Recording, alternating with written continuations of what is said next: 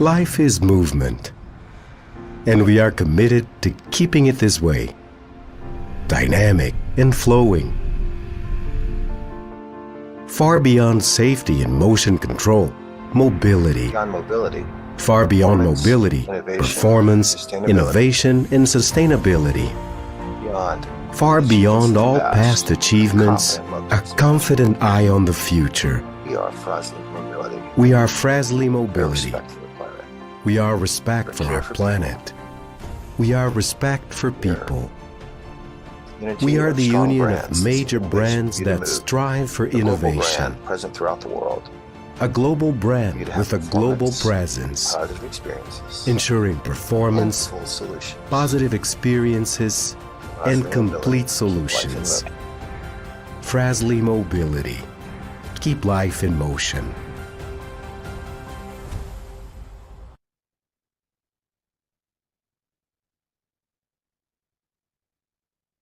Hello, good afternoon to everyone.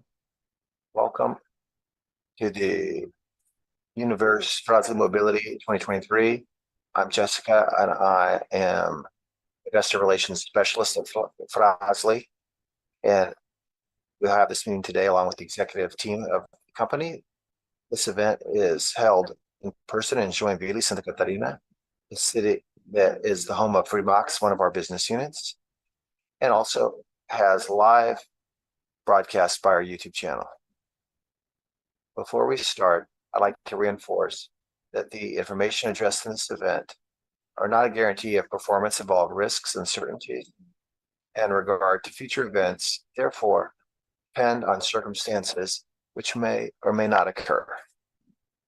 Frasle Mobility is the company with the purpose of providing the best experiences to their stakeholders,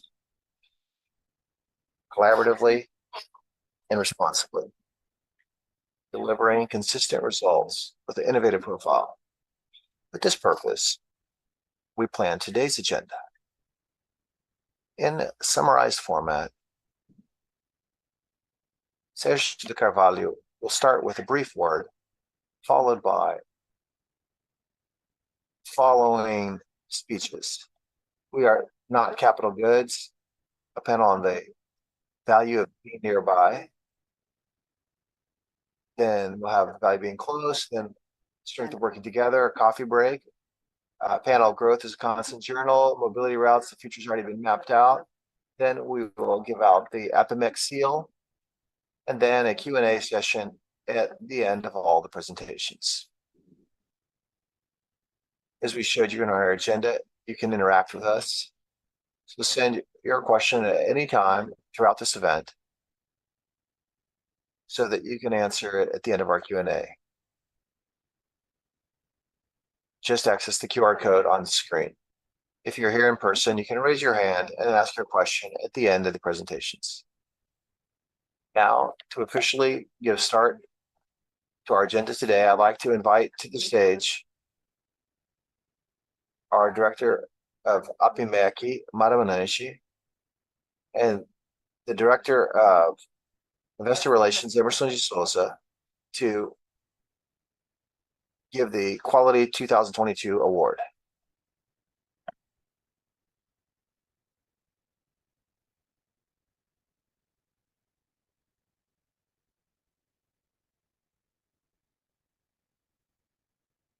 Good afternoon, everyone.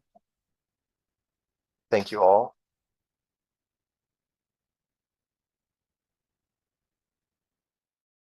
It's great to be here, and we deserve this quality award. I think that the service the company provides to the market throughout the year and answer a lot of difficult questions, our team of analysts and market professionals. So it's a pleasure and a source of great pride to give you this quality award from the meeting of last year. I think you're super competitive. Just from the meeting today, we can tell how this team has worked toward disclosure, being close to the market, and with company governance. Congratulations, you all deserve this award. And to give you this. It's more than an award. It's thanking you for how well you attend the financial markets. Very quickly, I'd like to say that Frasle won the award in 2022. We know our size. We like to grow. And this is an answer. And it's the quality of our personnel, the market, and what we do every day. Thank you very much. We have great respect for Apimec. 22 years that we've counted on the support of Apimec. You know how important you are to the capital markets, and it's a source of pride to be able to collaborate with you. Thank you very much. Congratulations. Thank you. Thank you, Mata. Thank you, Anderson. Anderson already commented, but I'd also like to say that this meeting is supported by Apimec, and they've been supporting us over the last 22 years.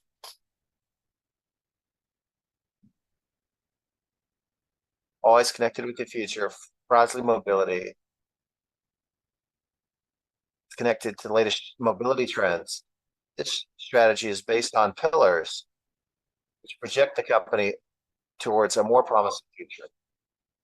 For each of its units, employees, and business partners. Now, for opening words, I'd like to invite our CEO, Sérgio Carvalho.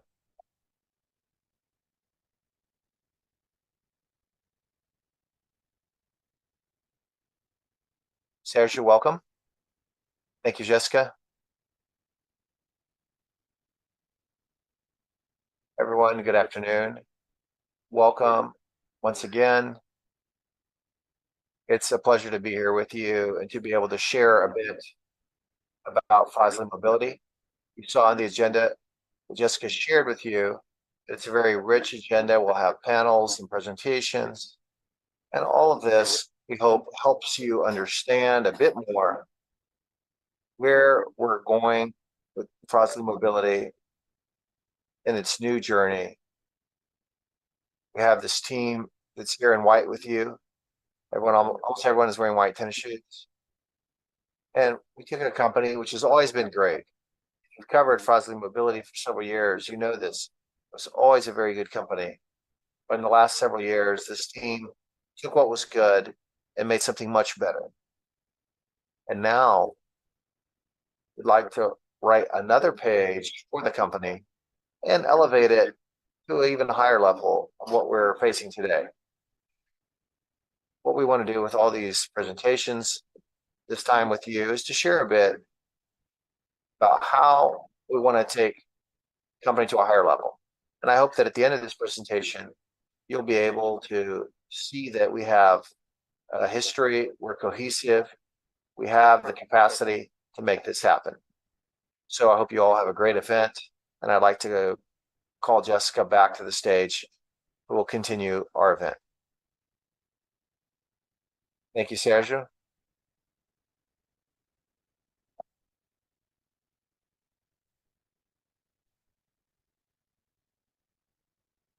We've had a few technical problems with the presentation.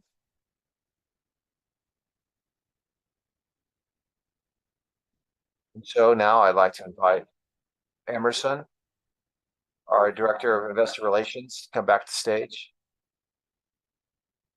to talk on We're Not Capital Goods.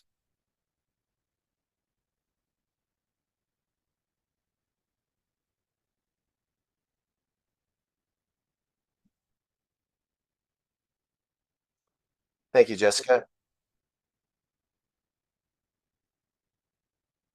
Today, I want to be able to share with you very clearly how different we are, how distant we are from a capital goods company. We insist on stating this because oftentimes people have a sort of difficulty in understanding the industry or the style or the nature of our business. We have huge respect for the analysts who cover the company, but we know that many or most even that cover industrial companies and companies that cover capital goods. So when you cover the companies, they're with these. And we need to do our part to be able to show off the differences of Frasle, and that's my role for you here today. I want to share with you the story of Lucas. I joked around saying that we have a lot of people here called Lucas, so I chose this name on purpose. Imagine Lucas, a head of a household, around 40 years of age, 2 kids, one, the oldest 17, and a younger one, 7 years old. He has a routine in the morning where they eat breakfast together, they schedule their day, and Lucas will leave his younger child at school, and the older child plays sports. And so then he leaves his wife at work and then goes to his job. When he returns in the evening, he'll gather everyone back up. They have a farm outside the city where they want to go and celebrate a special date, a very relevant, significant date. They're buying a new apartment, and their life is dynamic and fluid. It's in movement. Lucas all of a sudden had a problem. He saw that there was a hole, but unfortunately he fell in the hole and his car was damaged.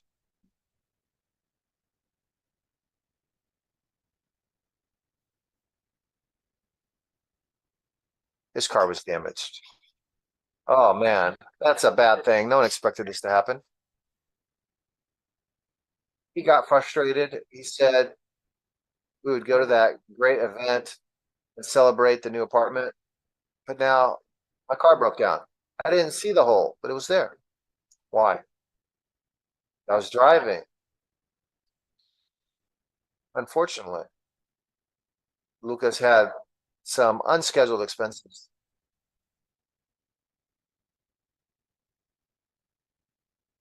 But he didn't want to know if the dollar was at 5 or 3 or 6, if the GDP would be 3 or 4% growth or 10%.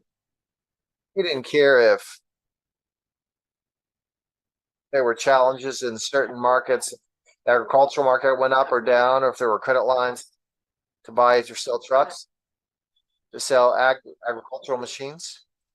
He went to the mechanic and it resolved this problem. The mechanic said, Lucas, a pivot broke here. I'll have to change it. And I'm going to tell you something else. I would put Frasle. I would put control parts. After resolving all this, Luca went home and he was able still that same day see his family again. And they went out and they were happy.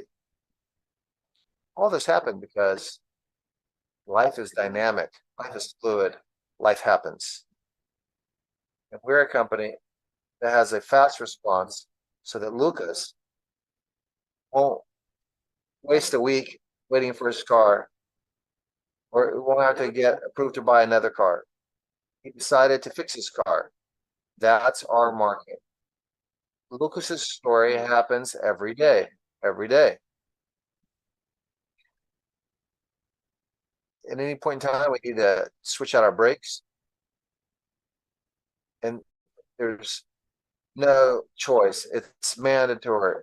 If you don't have a brake, you have to switch it out. If your pivot broke, can you drive without a pivot? No. You have to switch it out. And best of all, Frasle sells products. This will happen every cycle. Here in another year or two, they'll have to switch it out again. It doesn't matter if the economy is going up or down. Obviously, there are elements which interfere in the dynamic of the business, but we sell parts and solutions to the market. It's here, the fleet that is circulating, that's not connected with production. It's connected with people's day-to-day. Look at the profile of our company. We are a company that developed an ecosystem. We were able to deliver that part quickly. We have a huge network, and Paulo will talk about this, but we're able to be very effective very quickly to deliver. Going back here, we also have support, which is important. Go back to the slide, please. One more. One more. We created an ecosystem where we have support for parts. We don't have to manufacture everything because we have sourcing that supplies us globally. That sourcing is quite developed. We can have a reoccurrence of demand, which is much more connected to the fleets that circulate. And yes, we have some things that we sell to OEMs, but the replacement parts, spare parts market is so great that the variations impact us little as a business. And obviously, we created a logistical know-how that with our clients allows us to be agile and the primary solution for our customers.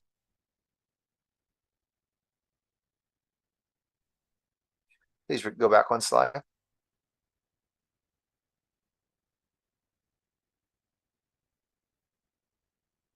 We're a benchmark. We're number one in the market with over 5,500 employees in over 125 countries, with an EBITDA margin in these 9 months so far accumulated 21.4%. 35% of what we deliver and sell, we don't even manufacture. We use global sourcing, which supports us, and thus we're able to be very efficient in the delivery of our products. And finally, we have a connection that's not just domestic. Almost 40% of what we sell is not in Brazil. We have a footprint that's global, whether it be in production or a client basis, which we support through these brands with our global products in all the continents and over 120 countries. Almost everything is related to the spare parts market, which is connected to what I told you about Lucas. And last but not least, we have greater space in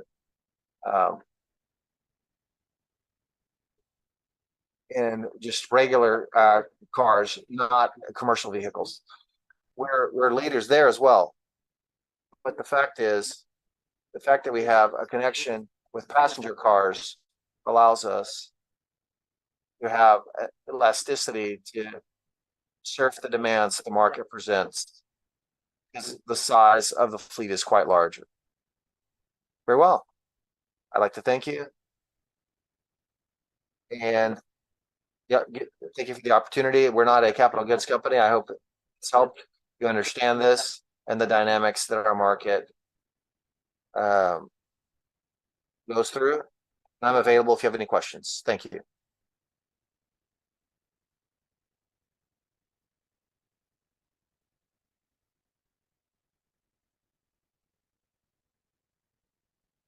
Thank you, Hemerson.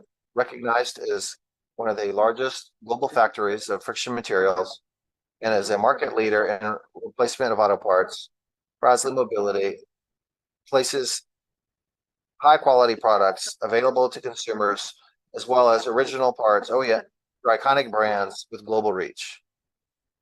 This year, we changed. Now we're Frasle Mobility, and we can be seen as a company that for a new identity.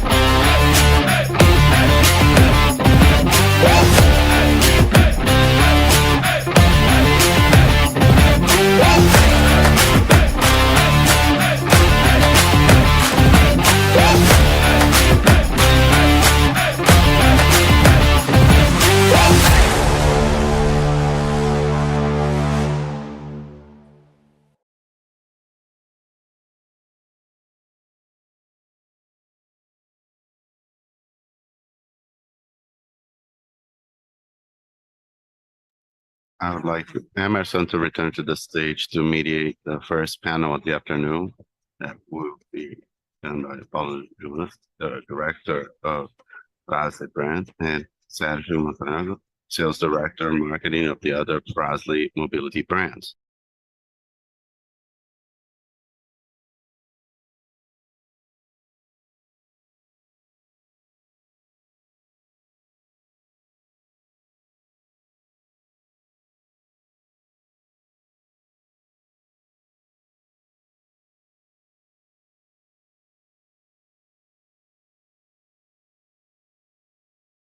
Good afternoon to you all. Well, we need to clearly approach the predicates we've built with the Frasle history, trying to show quickly the capillarity we have. But it's great to hear somebody from the market. Paulo and Sergio Montagnoli are the guys that are in the forefront.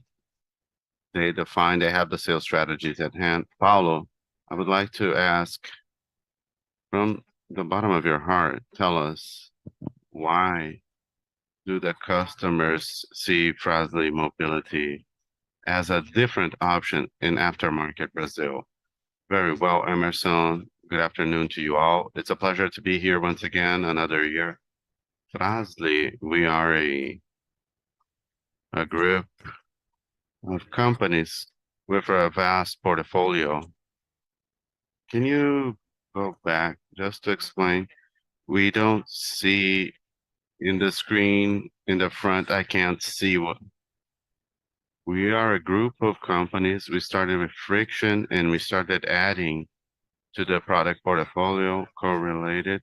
We entered with discs, cubes, drums, light line.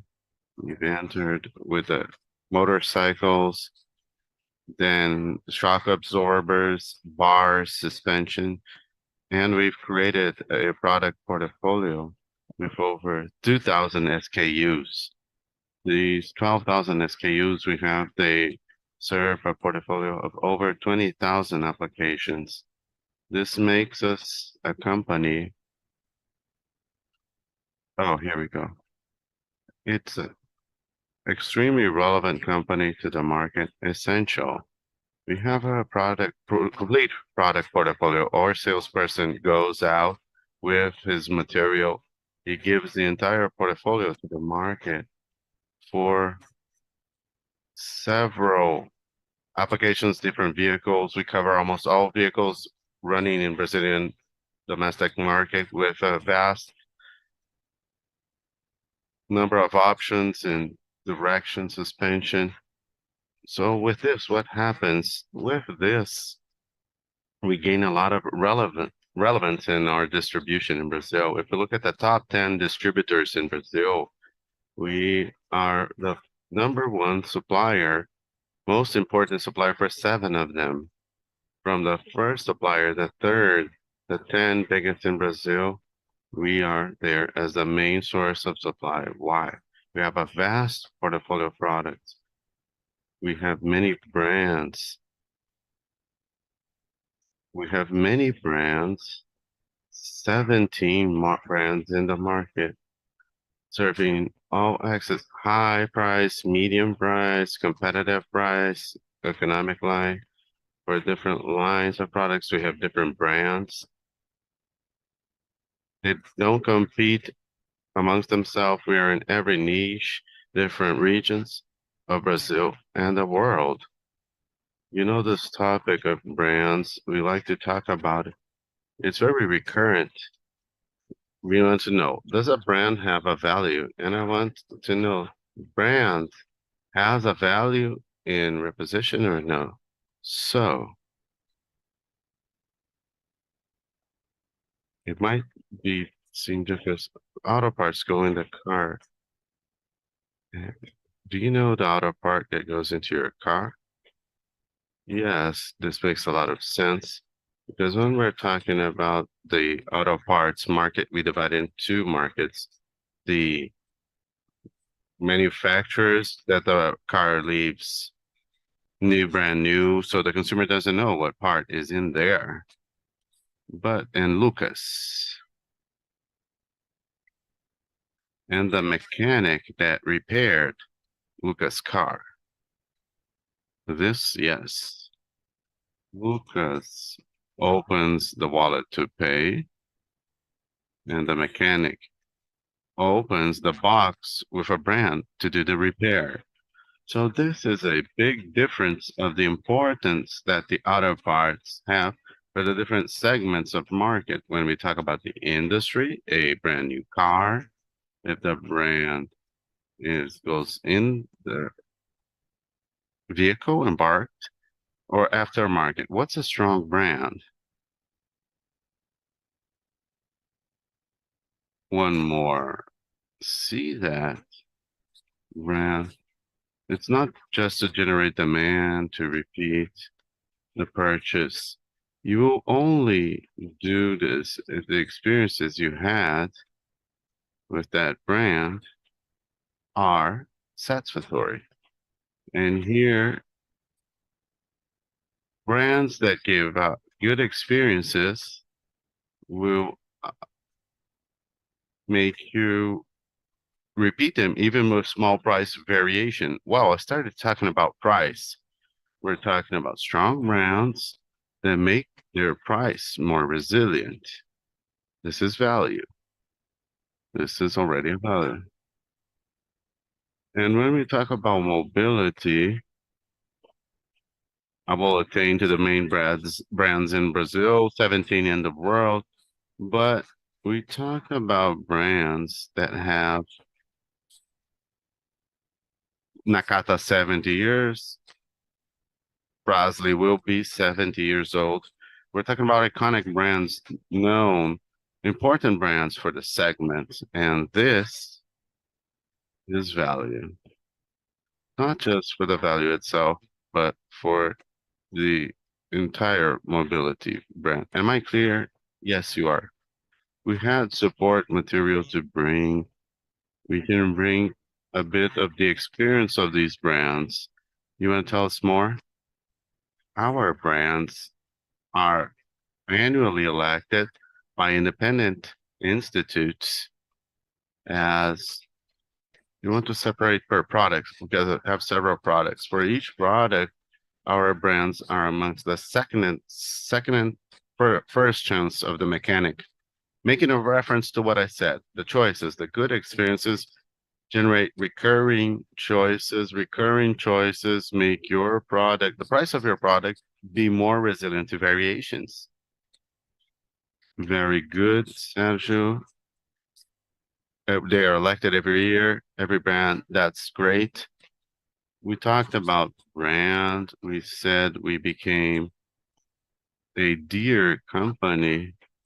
But tell me, if I am Lucas and there's an issue with my car, it's easy to purchase a Frasle Mobility part. Where do I find your parts, Paulo? Without a doubt, any region of Brazil, any city of Brazil, he will be well served. We have the Brazilian market is huge, is vast.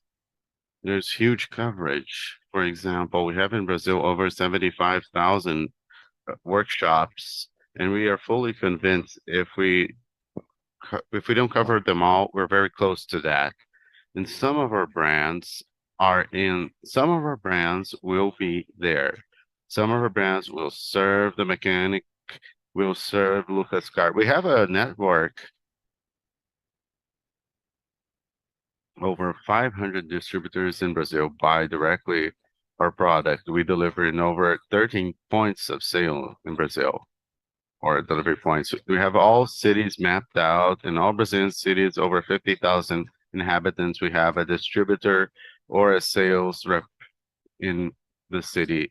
One of our brands, if not all. As I said, we have over 12,000 SKUs.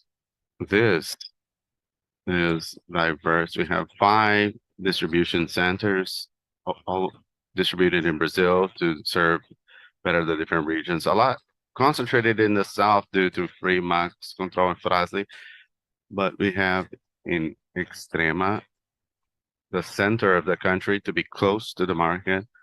We have, for example, to have an idea of space, over 39,000 square meters of warehouse to store a product with 47,000 pallet positions. This makes us a huge player. We read about the American cases and logistics and distribution cases. We are a huge case of success made in Brazil, covering all of our market. A strong sales force. What I'm showing here, all of the product families are extremely relevant in the market. Some family like lining, brake lining, over 50%, truck lining, brake pads, over 30%. But we have products with a lot of path to grow. It's the case of shock absorbers, less than 20%. Discs. We have a brilliant market, a lot of space to grow still. And I'm sure that with this sales force, with this market coverage, with the product portfolio, with the spaces we are occupying in all territories in Brazil, we're going to grow with the other brands. Paulo, it's great to know that we are evolving our presence. You talked about 75,000 workshops. And that's a lot of people that we need to communicate with. And I want to give back the question to Montagnoli. 75,000 guys in the front line, and we need to relate to these people. Another 30,000 guys to sell to these. When we talk about mechanic, but we use an expression, business agents that act in the value chain, because the purchaser, the buyers, the sellers, and the mechanics. Brand is very important. It's a critical success factor. The presence of the part. A spare part is a pizza. Nobody's willing, the consumer's not willing to leave his car stopped for a week. Luca's not going to leave his car stopped 1 week to be fixed. I've left a car 1 week, stopped, waiting for a spare part. I bet you all have a story like this, but we don't accept this. It's like a pizza. It must be delivered in 45 minutes. Well, we need stock, a chain that provides the best service at the best cost. This we call ecosystem. This ecosystem, if it works well, you provide good experiences, be it for the end consumer or the mechanic or the salesperson, right? Mechanic, he talked about 12,000 SKUs, those items to cover a fleet of 45 million.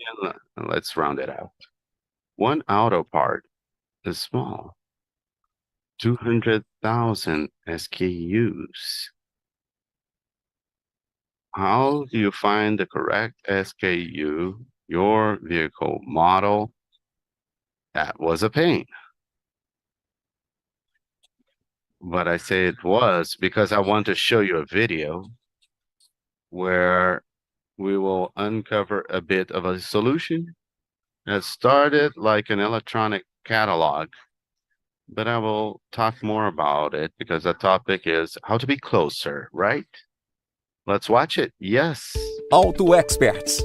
Auto Experts. Welcome to the service platform that accelerates your businesses. A true ally of distributors, retailers, wholesalers, mechanics, and workshops to facilitate your day-to-day in an intuitive, easy way. Very easy to navigate. Several brands available in one place to serve those that need with different functionalities and services to make more agile.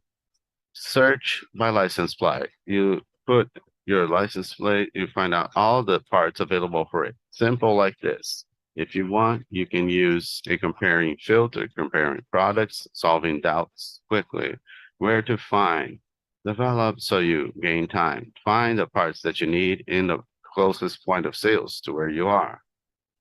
The platform also brings instructive videos with tips, information, and relevant content for those that sell and use.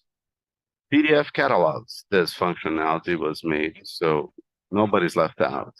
You have the catalogs you want in PDF, checking the parts you want even offline. And a lot more services and functionalities are coming. Don't miss Access Auto Experts, got parts, and no more.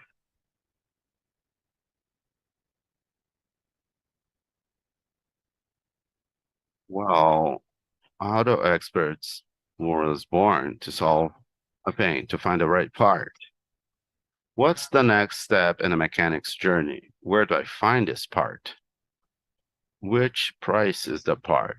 How do I purchase the part? How do I do a better diagnostic? When we look at the ecosystem, we see that up to now, we did a management of it, but without several tools that were brought by the digital universe. When we face the today and tomorrow, it's not going to be only digital. It's not going to be only the brick and mortar world. From now on, we're going to dive into the phygital world. And Auto Experts is exactly the platform that makes this connection with all those agents to provide the best service. We're starting a journey today with a digital, robust catalog. You can find 4,000 points of sales.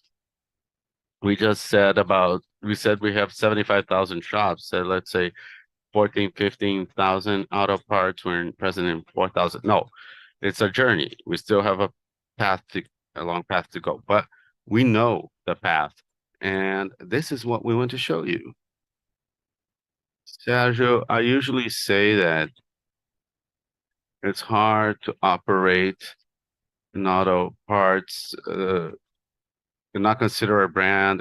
You have an auto parts art and not have a brand. The mechanic's going to ask for it. I saw here 36 million access.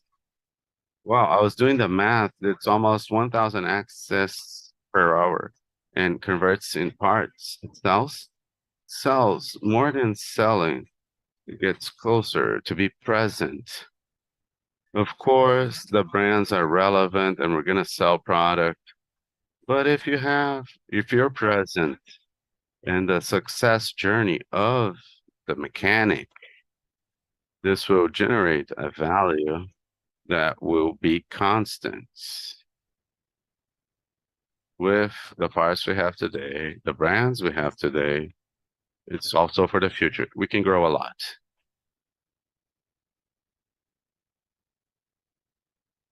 First of all, I'd like to thank you. We can share a little bit more about the commercial side of how we operate. I think we have to go to short questions. If you have more, there's a QR code. We'll put it on the screen. And after that, we can answer more questions regarding the topic. Very well. Before I go back to Jessica, I'd like to leave things nice and ready for Anderson. And if you could put a return on the screen, that'd be really great. So we can make the presentation more dynamic. Thank you, Paulo, Sérgio.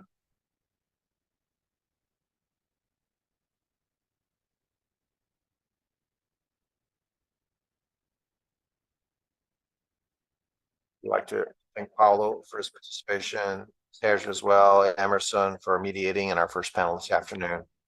I'd also like to, at any point in time, and the QR code on the screen and send your question. In a 70-year history, Frasle has a solid reputation recognized throughout the market, leading the auto parts market in friction material. In the brand systems of Randon Corp, it has almost 75 years history. So now I'd like to invite the CEO of Frasle Mobility, Alexandre Casaril, to talk about this synergy and the strength in working together.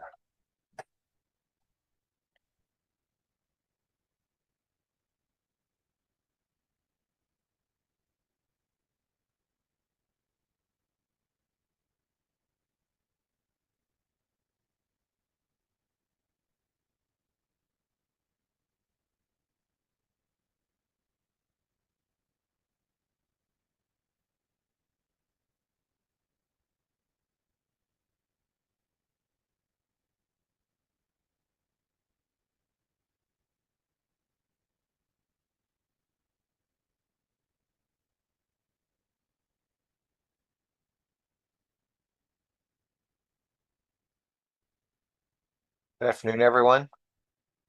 We apologize for some of the technical difficulties, but it's not going to remove the essence of our event.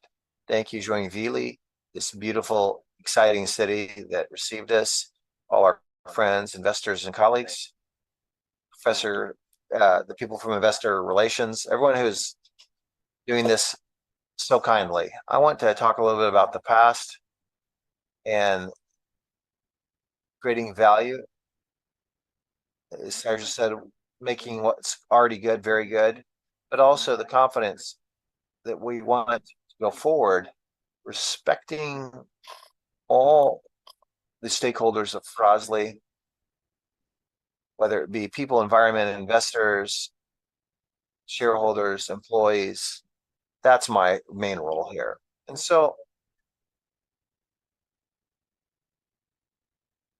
I want to start by talking about what we just finished talking about, where our ecosystem is supported by a complete solution, which is present in Frasle Mobility. That's Frasle Mobility is in a place of arrival, not a starting point. So we have a more complete solution than any other aftermarket player in Brazil. The undercard, I'm sure we can navigate other seas with the supply of products. As Paulo mentioned, we have our presence in 18 of the largest distributors in Brazil. We're almost always the most relevant between first and third place. So we have a significant capillarity and market access. But this isn't just true in Brazil. This is true in Argentina. Frasle is the market leader in many product lines in Argentina, especially the friction lines and the barring lines, as well as engines. And there's huge space for growth. This leadership in Brazil and this leadership which we have in Argentina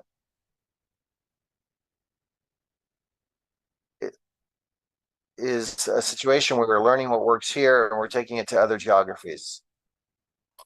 We've seen this in the Pan American region, where we have a presence in Colombia and neighboring regions. After we purchased Girotech, we started this journey in Europe, and we're starting this journey in North America as well. Our business and everything we do, everything we think about on a daily basis has to have this word included. We can't not work with synergy. We want to create value at the end of the day. We need to do more with less.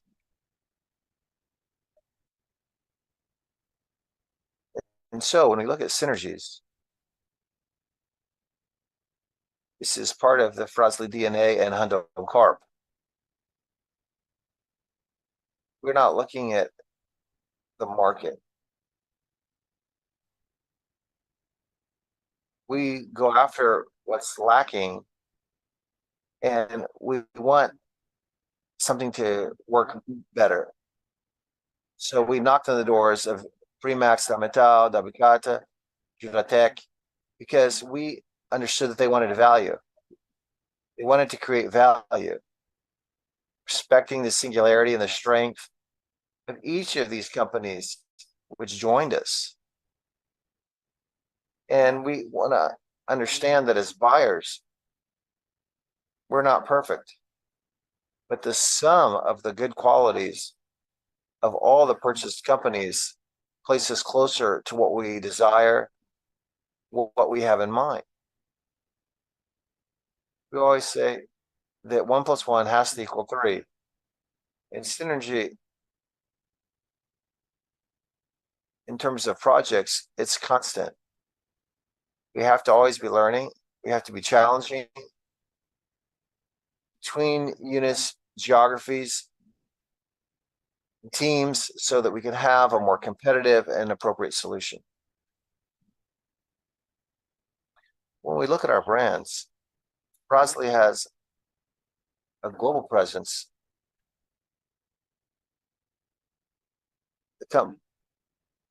And so well, over 4 decades ago, we conquered the world when it comes to brake linings. And the Frasle brand is very recognized because of the value it delivers. It's a high performance product.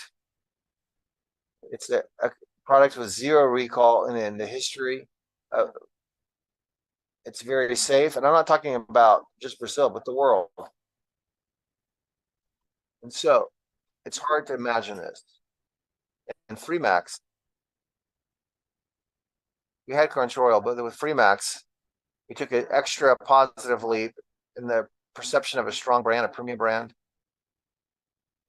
a light line with a very strong positioning. It's larger than Frasle. Freemax has a DNA with very quick releases. Control Oil also brought several interesting things to Frasle. In terms of working with hydraulic pieces is much more complicated, warranties, assistance, mechanical knowledge, etc. And so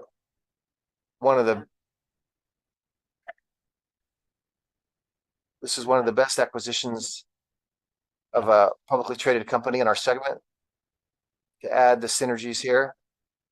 And so we have very unique expertise where we have knowledge, where we have a flexibility that can act more quickly in periods of higher demand and affect results. And with this, you know that there are other markets that we can affect competitively. Judatech also came with new movements that we promised shareholders with a stronger step towards the foreign market. It's very successful, delivering more than promised. We have an objective of collecting 50 million pounds in a year, but we closed last meeting with a capture of 10 million pounds in 5 years, already captured in the first year of working in synergy. Also, we should be here with Frasle, but this shows us that we want to grow, and this is Frasle Mobility. And this is where we're sure that there's space to grow. We continue knocking on the door of companies that we believe contribute value to this brand. We continue with our agenda, very active in this regard. The results of all this, we see each other as a company with sourcing expertise, logistic expertise, whether inbound or outbound, which is fundamental for what Sergio and Paulo mentioned. We have the right part at the right place. We want to have the best offer, whether it's manufactured or outsourced. But we want to be the first option for all our consumers. That's our mantra, is to be the consumer's first choice. We have a long path ahead of us. There's a lot that still needs to be built. It gives us a sense that we're in the right direction. I moved a little quicker here. Very proud of being part of Randon Corp. They're not just a shareholder. They are our main shareholder with lots of experience, 74 years of experience in the automotive market, especially the Brazilian market. This allows us to have safety and robustness with brilliant minds to help us calibrate our strategic plans. There are many people helping us, correcting us and exhorting us, giving us tips. I think it maximizes all the synergies which are behind the scenes, not just the value chain, but all the others are being consolidated with a level of professional governance that's at the highest level. This happens when we join our efforts. Another thing that's really positive for us is our history of results. It's fantastic, both Frasle Mobility and Randon. We have technologies and products We have Cesar who reports to Sergio, and many people separate from our units the issue of technology so that we don't get distracted on the day-to-day with the latent demand, but that we can think and extrapolate looking to the future. And this has brought a lot of results, and you're familiar with some of them, like Compras 9.1, which is fruit of being able to share knowledge and using technology in a joint manner. Solid governance and policies, as I already mentioned. We share our best practices and we learn a lot together. We share open innovation ecosystem. We have our Renault Venture, we have Nosso Conexo, we have all the service area, the entire service area, which has various characteristics which will contribute to an ecosystem. And we have an area of financial services from Rondon that's playing a part. So we think that all these products and services can be shared. We have cross-selling, which you don't need to mention. Paulo has not only Frasle, but also other auto parts. Also leverage. We wouldn't have the same competitiveness in various commodities if we weren't with Rondon. And obviously we have opportunities to have the best funding conditions regarding of the location or the product when we seek a financial product. And a bit of our history, just very quickly. I want to say that we're restless. We're never stopped. We've already had Frasle Mobility this year. We have Giratec. We've had a Compost. And we continue. And next year, there'll be more things to share. So we look at revenue growth that's very promising. We have only 10 months so far here with the adherence to the guidance, which was mentioned a little bit ago. But behind all this, we create demand. This is something that is growing, the ROI as well. We quadrupled our EBITDA in 4 years. And we have adequate levels of debt. I acquired companies with low assets for a reason. They were less capital intensive. And so we don't want to compromise our working capital in any way, allowing value creation to be frontline. We generate cash, but we don't consume the cash. This has to do with our strategic movement to improve performance in all our units, growing with market share. We have some of our executive directors here. The secret to all this is the people. We have an experienced team. It was set up before the journey started. It's like the chicken and the egg. We set up a team, and we have a team that can double the size of the company, and they're already in-house. The people that are here have, and there's several that are not here with the same talent or energy. And this gives us confidence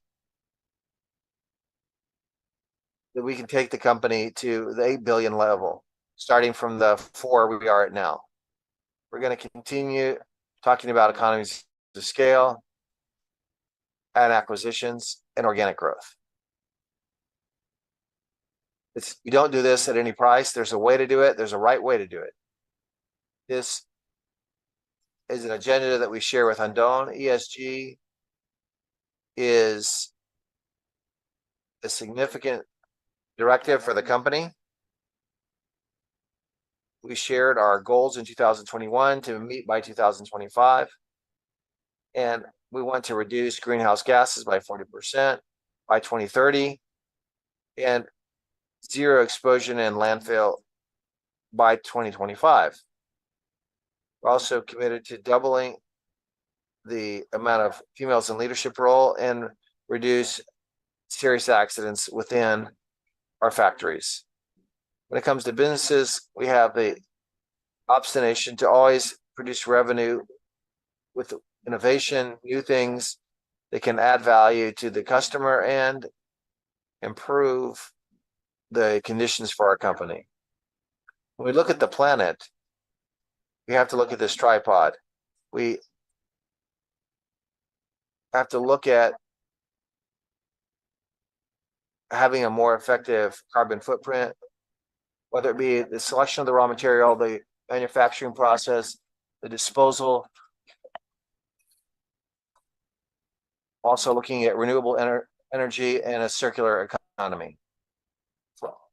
Frasle has an initiative in production with technology products that are completely different. We have this new part used for rail equipment. Just this technology, changing the raw material into manufacturing, using less energy to consolidate the product. Just with this item, we reduced our carbon footprint for the item by 43%. If we produce 10,000 brake shoes with this technology, we produce between 15 and 20 normally. This would represent 46,000 kilos reduction in carbon, of carbon dioxide.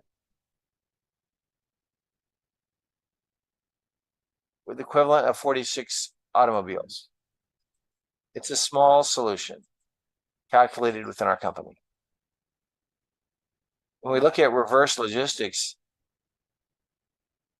today we are collecting around 50 tons per week of brake discs in Santa Catarina, Rio Grande do Sul, Paraná, and starting at the border of São Paulo, bringing it back to our soil and bringing the material which doesn't require extraction, mineral extraction.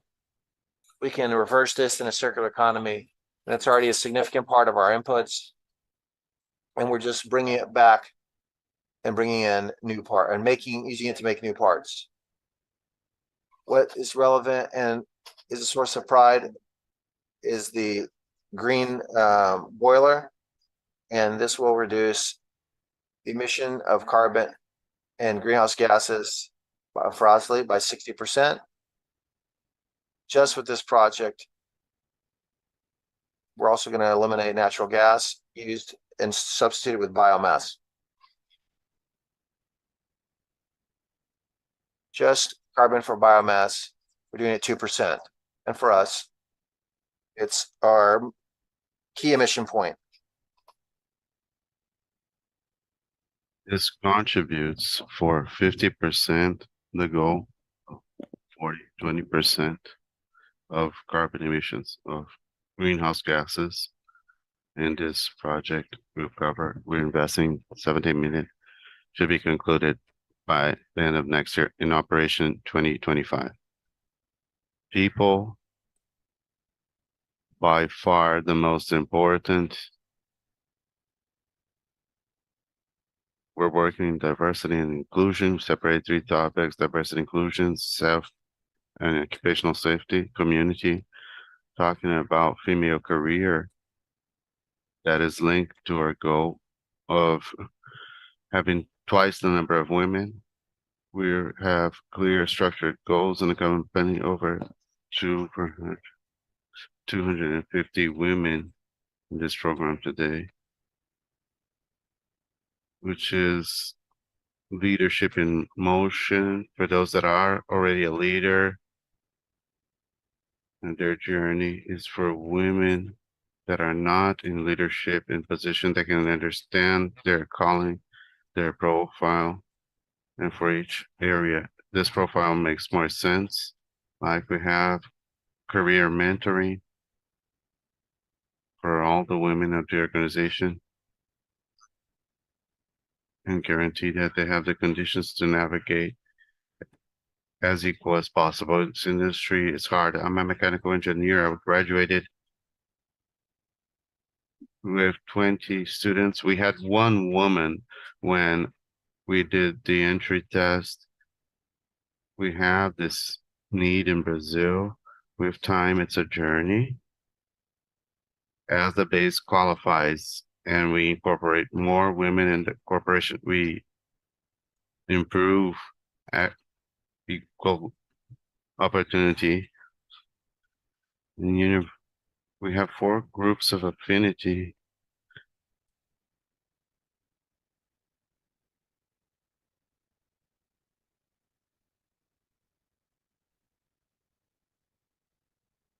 It's a group that we understand more and make this so everybody can enter happy in a respectful way because it brings a lot. When we look at safety, the work is distant our goal. The last 2 years, we have invested strongly in culture. Culture starts by sharing information.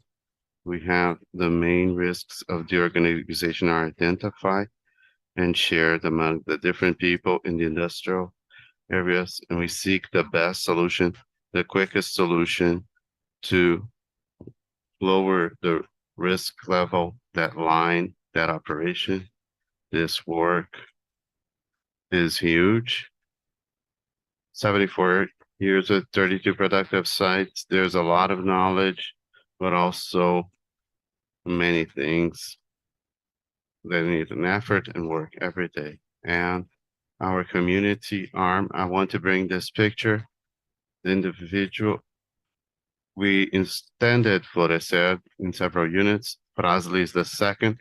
We only have Frasle, Caxias do Sul, and Fremax also has pedagogical support of Florescer that was made by Raul Randon 25 years ago. And with this, more children can you have good practices, removing them from vulnerable situations that we see a lot in our country.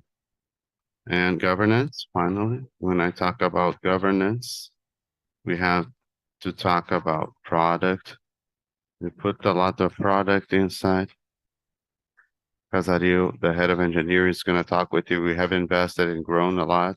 The investment in R&D, we believe in organic growth, not only inorganic, and this is a belief, always creating value, always seeking a better way to do things, an alternative to get far from the competition. This is only done through innovation, serious innovation.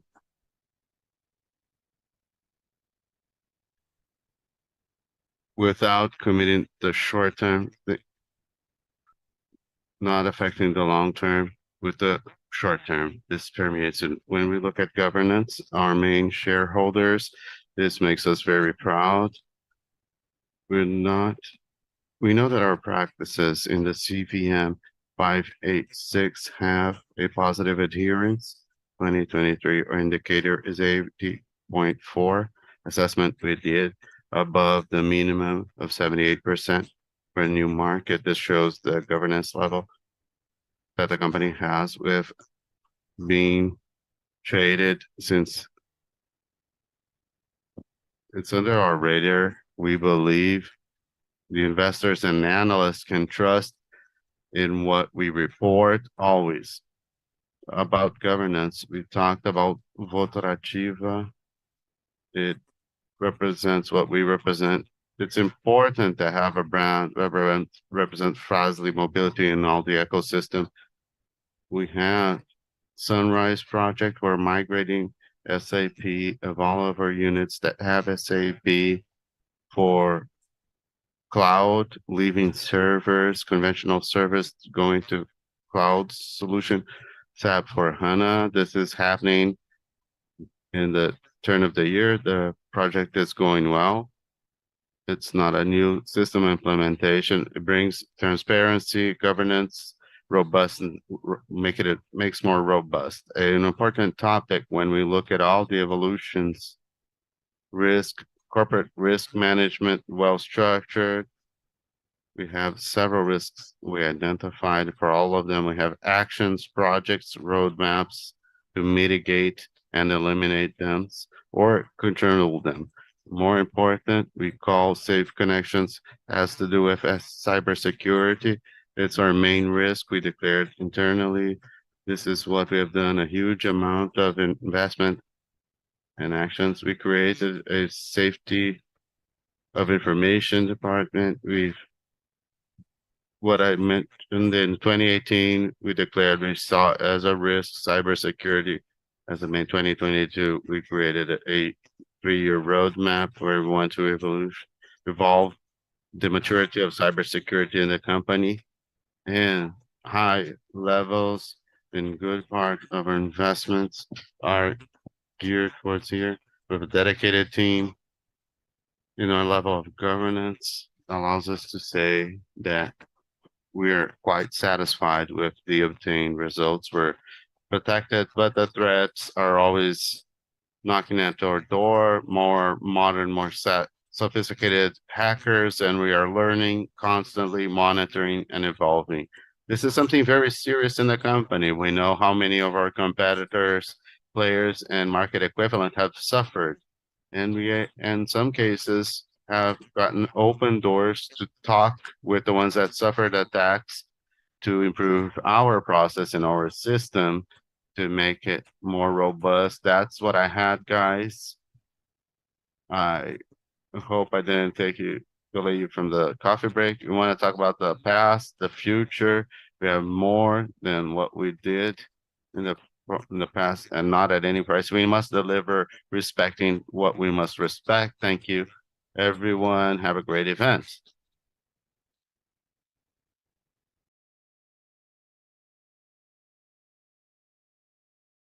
Thank you so much, Anderson. In this moment, we have a brief break in our program. I invite you, those that are watching us online, please stay with us. We will be back.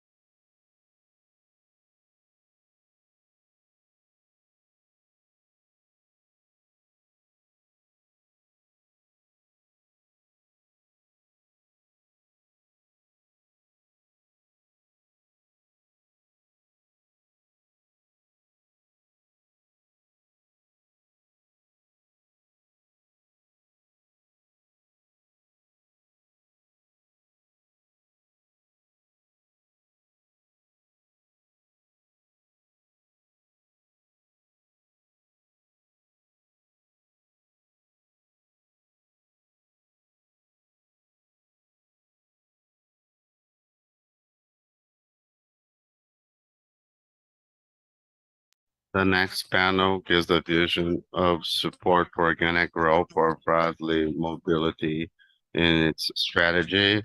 Let's visualize the important avenues for growth in the business without considering our acquisition process. Mediating this process will count on Hemerson, together with Guilherme Adami, Business Director for Lights Line, and Marcelo Tonon of Anacata. Let's start the panel asking a question for Guilherme Adami. Guilherme, as director of Lights Line and Frictions Materials has also, we know that Frasle basically approximately 50% of Frasle is composed of friction material. We have consolidated this inside the company, market share that's important in Brazil and Latin American markets like Argentina. How do you expand a line that is so consolidated inside the company? Nice. Good afternoon to you all. It's a pleasure to see the friends from the last cycles, tell you about the news, novelties. As Jessica said, we're very consolidated in friction lines. I'll try to divide the answer, talking a bit about light line friction and the heavy line, two segments that have, despite having attrition material, the market is very distinct. I will divide the answer in two parts. Start answering a bit about light line. We have a leadership position in Brazil, well consolidated with expressive market share, as you can see in the screen. This doesn't stop us from continuing to have a path of growth, basically divided into big avenues. Before we seek the avenues, we must define what we are building. We have this concern in heavy and light. Friction is very competitive segment. It's a segment that in the lines of Frasle, we have granular competition with a higher number of players. Even if we want to maintain what we have to do a lot. We do a strategy. We don't design objectives to walk sideways. We want to walk forwards. Looking at the light lines, talking specifically about friction in light line, trying to translate, leaving our day-to-day translating for those that are not in tune to our market. We're talking about brake pads that are a pair with Fremax. Emerson's going to talk a bit. It's a set disc and pad that stops the car. Some vehicles work with shoes, especially in the rear brakes, drum brakes. So talking about pads and shoes. Lucas didn't arrive here if he didn't have a pad or a shoe. Other components that we like to talk about. It goes through the portfolio management. Those that follow the market of the light line was held back with the pandemic, less launches. Now that they were held back, they're accelerated. New cars are coming in this last cycle. Next few years, all manufacturers are making choices, working their niches, each one of their strategy. This will continue to bring a distinct range of vehicles. We will have launches accelerated due to hybrid and electric vehicles, new motors, new configurations of vehicles. So management of portfolio and light line that looks into Nakata, Firmato, Control.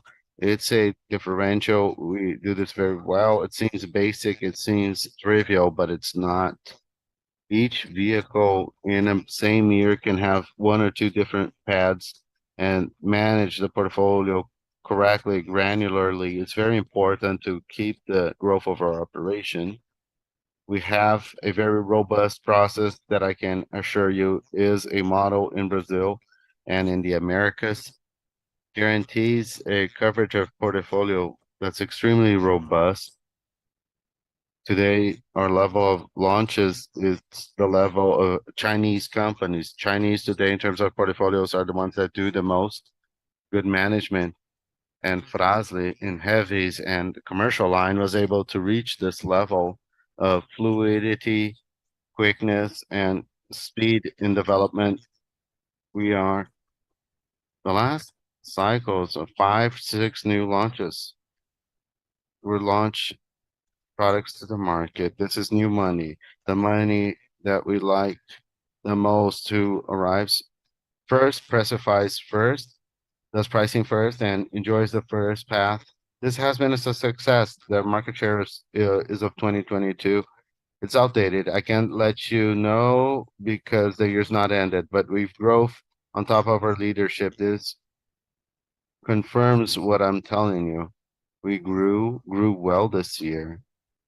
We're gonna bring the new number, and it goes through portfolio management. The new portfolio created in the last 3 years, like we measure, especially in the light line, in the physical volume that we sell at Frasle, friction is 15% of our revenue. We want to keep this pace, a strong pace, a pace that makes us proud. So portfolio management is a way of growth. The second way of growth, let me skip one in the middle, then I go back to it. Due to several factors and choices, we slowed down on the assembly, the manufacturers market, and we're coming back stronger. We evolved our factory, evolved the dynamics of doing business with the segment that's completely different than aftermarket, as we always highlight here. We learned how to do business differently. We're better prepared in terms of product and factory, in terms of concept and model, mental model, how to operate the market. We were nominated recently by a manufacturer, automobile manufacturer in Brazil that made the main one. Last year, we were nominated. I mentioned an important project with an important manufacturer. The one that we won this year, one of the main platforms of vehicles in Brazil. This project alone gives us 7% market share. We always talk about aftermarket. It's always our main path of growth, but we also understand that aftermarket must drink of the reputation that the manufacturer gives us, the state-of-the-art technology in terms of product and process. We will continue to invest in this path. When we look at the aftermarket level, they are leveraged a lot more in the commercial line. In commercial line, you will see it's almost 90% of market share in Brazil. We don't bring this to the light line. It's an avenue to explore, and the moment to explore is very opportune. This is what I want to let you know, those at home. We have several factors worldwide, global level, that make Frasle a candidate to enjoy this avenue. We have conflicts in the world. We have a trend of nearshoring due to pandemic and conflicts and logistic crisis we've gone through. This makes local players in the original market change a bit their strategy. The strategy was more global. That was for the mainstream parallel market, ended up benefiting. We saw change in this, and Frasle in a solidified way. Also, with the weakening of our competitors, global competitors, we have a very promising avenue ahead of us that we're going to explore in the next cycles. It's part of our strategic planning. A second path of growth that's very relevant for us, the light friction light, is very dependent on Brazilian aftermarket currently. And seeing the complexity of building a portfolio in light, we're going to build a line of 60, 70 SKUs. We can cover a good part of fleet. When we're going to advance in Latin American market and global markets, we're talking about 1,000, 1,500 SKUs, and we created this know-how also. We created a factory of launches. Today, the light line can launch a part number 30 days after the car leaves the manufacturing. 30 days after the vehicle's running in the streets, you can already put parts. If we had in the market a fallacy, if I can say that, the change comes after 2 or 3 years, it's not like this. Projects are not perfect. We have potholes in the road. We have a lot of potholes. We have seen the need of change before the cycle. Many Lucases are out there throughout Brazil. We developed this know-how. We're very fast to launch. We lost 1,500 references in 2 years for Latin America. It's in our backyard that we explored. The heavy line we didn't explore. It was a weakness we had in the white line, we must admit. We're exploring this. We grew 115% in 1 year, 115% in 1 year. It's 1% of total market. So imagine now with the portfolio that's created, not only the light line friction, raising shoes, and others, Anderson, Paulo, Sérgio, everybody's bringing to you. It retrofeeds the system. Cross-selling and aftermarket is very powerful. We're prepared to attack, and Akato is preparing strongly. Control also, the synergy has opened many avenues for us in lights line. And not only in the point of view of the business, but competitivity. We have factory in the capacity in the light line. We don't have to do a lot of investment. We have a continuous improvement culture in our operations. We've gained with low capex, very low capex, around 5% a year. This within the light line is very competitive. It's very combative. And that's how we're going to attack it with launch, with portfolio, with agility, a competitive factory, a flexible factory. We have 3 operations, one in Uruguay, one in Caxias, in our headquarters, and one in Sorocaba. And this footprint allows us to attack and keep growing. Cool. You answered for the light line. When it's the commercial line, that's not my focus. Representing Alfredo, our colleague who coordinates and gives direction to the commercial line, but he's in China. But we have a lot of synergy. We have a lot we can talk about our other businesses. And the commercial line is an even stronger position. It's a leader in Brazil. It's the leader in OEM. It's leader in aftermarket with significant percentages. Already has penetration in Latin America that's very significant, and a participation of 45% of market share in the United States. We can look at these numbers along with what Jessica says and says, where does it grow? There's room to grow. We have a lot of room to grow. And I'm going to divide my answer into 2. It's worth noting that the commercial line, it divides into 2 types of brakes, disc brakes and drum brakes. Each has its own particularity and share within these technologies. Brazil, Latin America is a market that lives off of drum brakes. We have this leadership position, and we're going to continue exploring this. This has room to grow from 15 to 30%. That's what our goal is over the next 5 years of strategic planning. We also have Europe, which we can explore, especially when it comes to trucks. We've already migrated to disc brakes. There's still trailers and carriages which use liner brakes. And so we work in this market share, which is significant, but we don't have. We have the market for India and China. We have a growth of Asian fleet and all Latin America that we don't explore. We were recently in Colombia, and it's impressive the number of Chinese vehicles that are part of the top 10 of commercial vehicles, something that we didn't see 5 years ago with a lot of American and European models.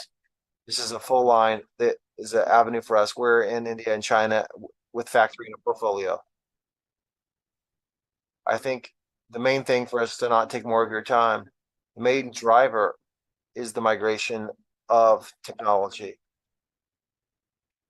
We're number 1 player when it comes to drum solutions or lining solutions, and we want the same relevance for this relevance with the ADB air disc brakes, and for the brake pads. We have 2 major investments this year and 2 automated lines. It's very important for us to do this transition for technology. These were the biggest investments in recent cycles.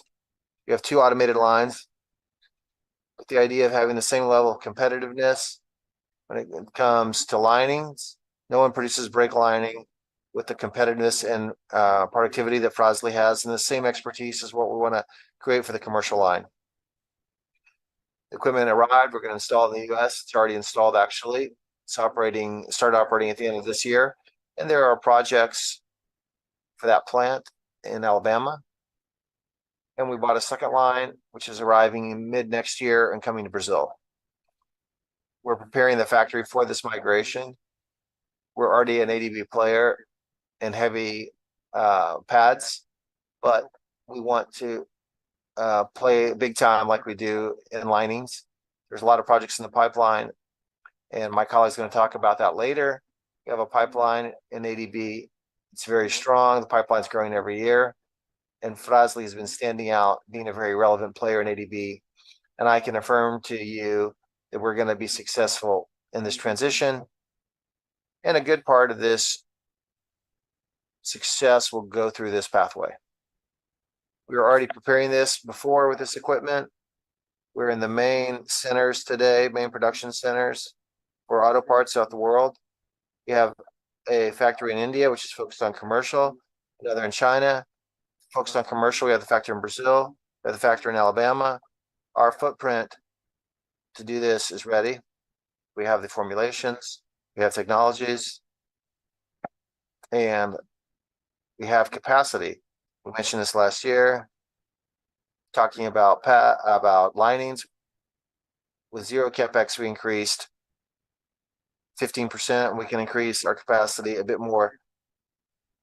We lived this for some period during the pandemic, living through a restriction in heavy lines. And we resolved this with zero capex or minimal capex.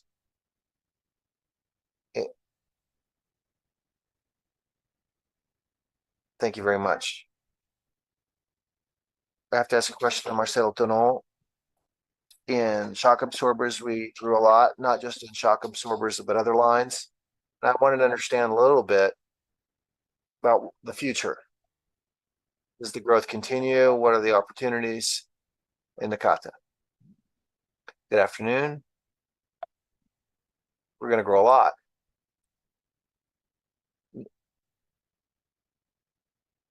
Before I talk about shock absorbers, we have 3 years now that we've been part of the Frasle, and Frasle put it Nakata in growth module. Nakata was entering this ecosystem with strategic investments where we made transformational movements that put us in a growth pathway. And so why do we highlight shock absorbers? That's a key part for our growth.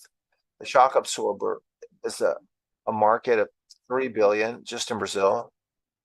And if we talk about just the replacement or spare parts, it's 1.8 billion. Nakata inaugurated the factory 2 years ago.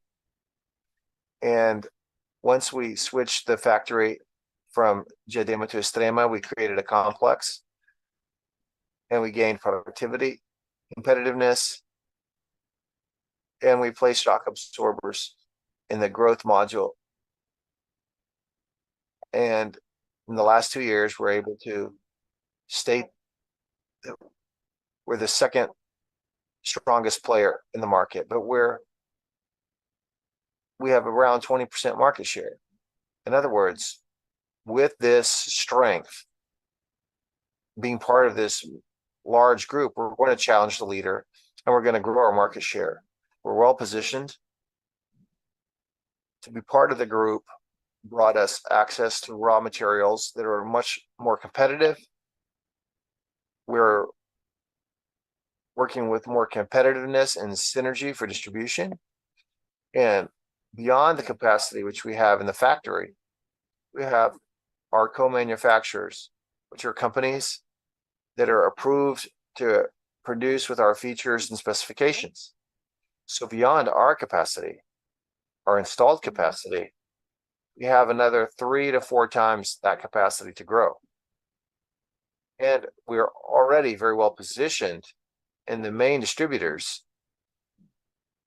And there are various distributors who want to enter with our shock absorbers, because when we're part of Frasle Mobility,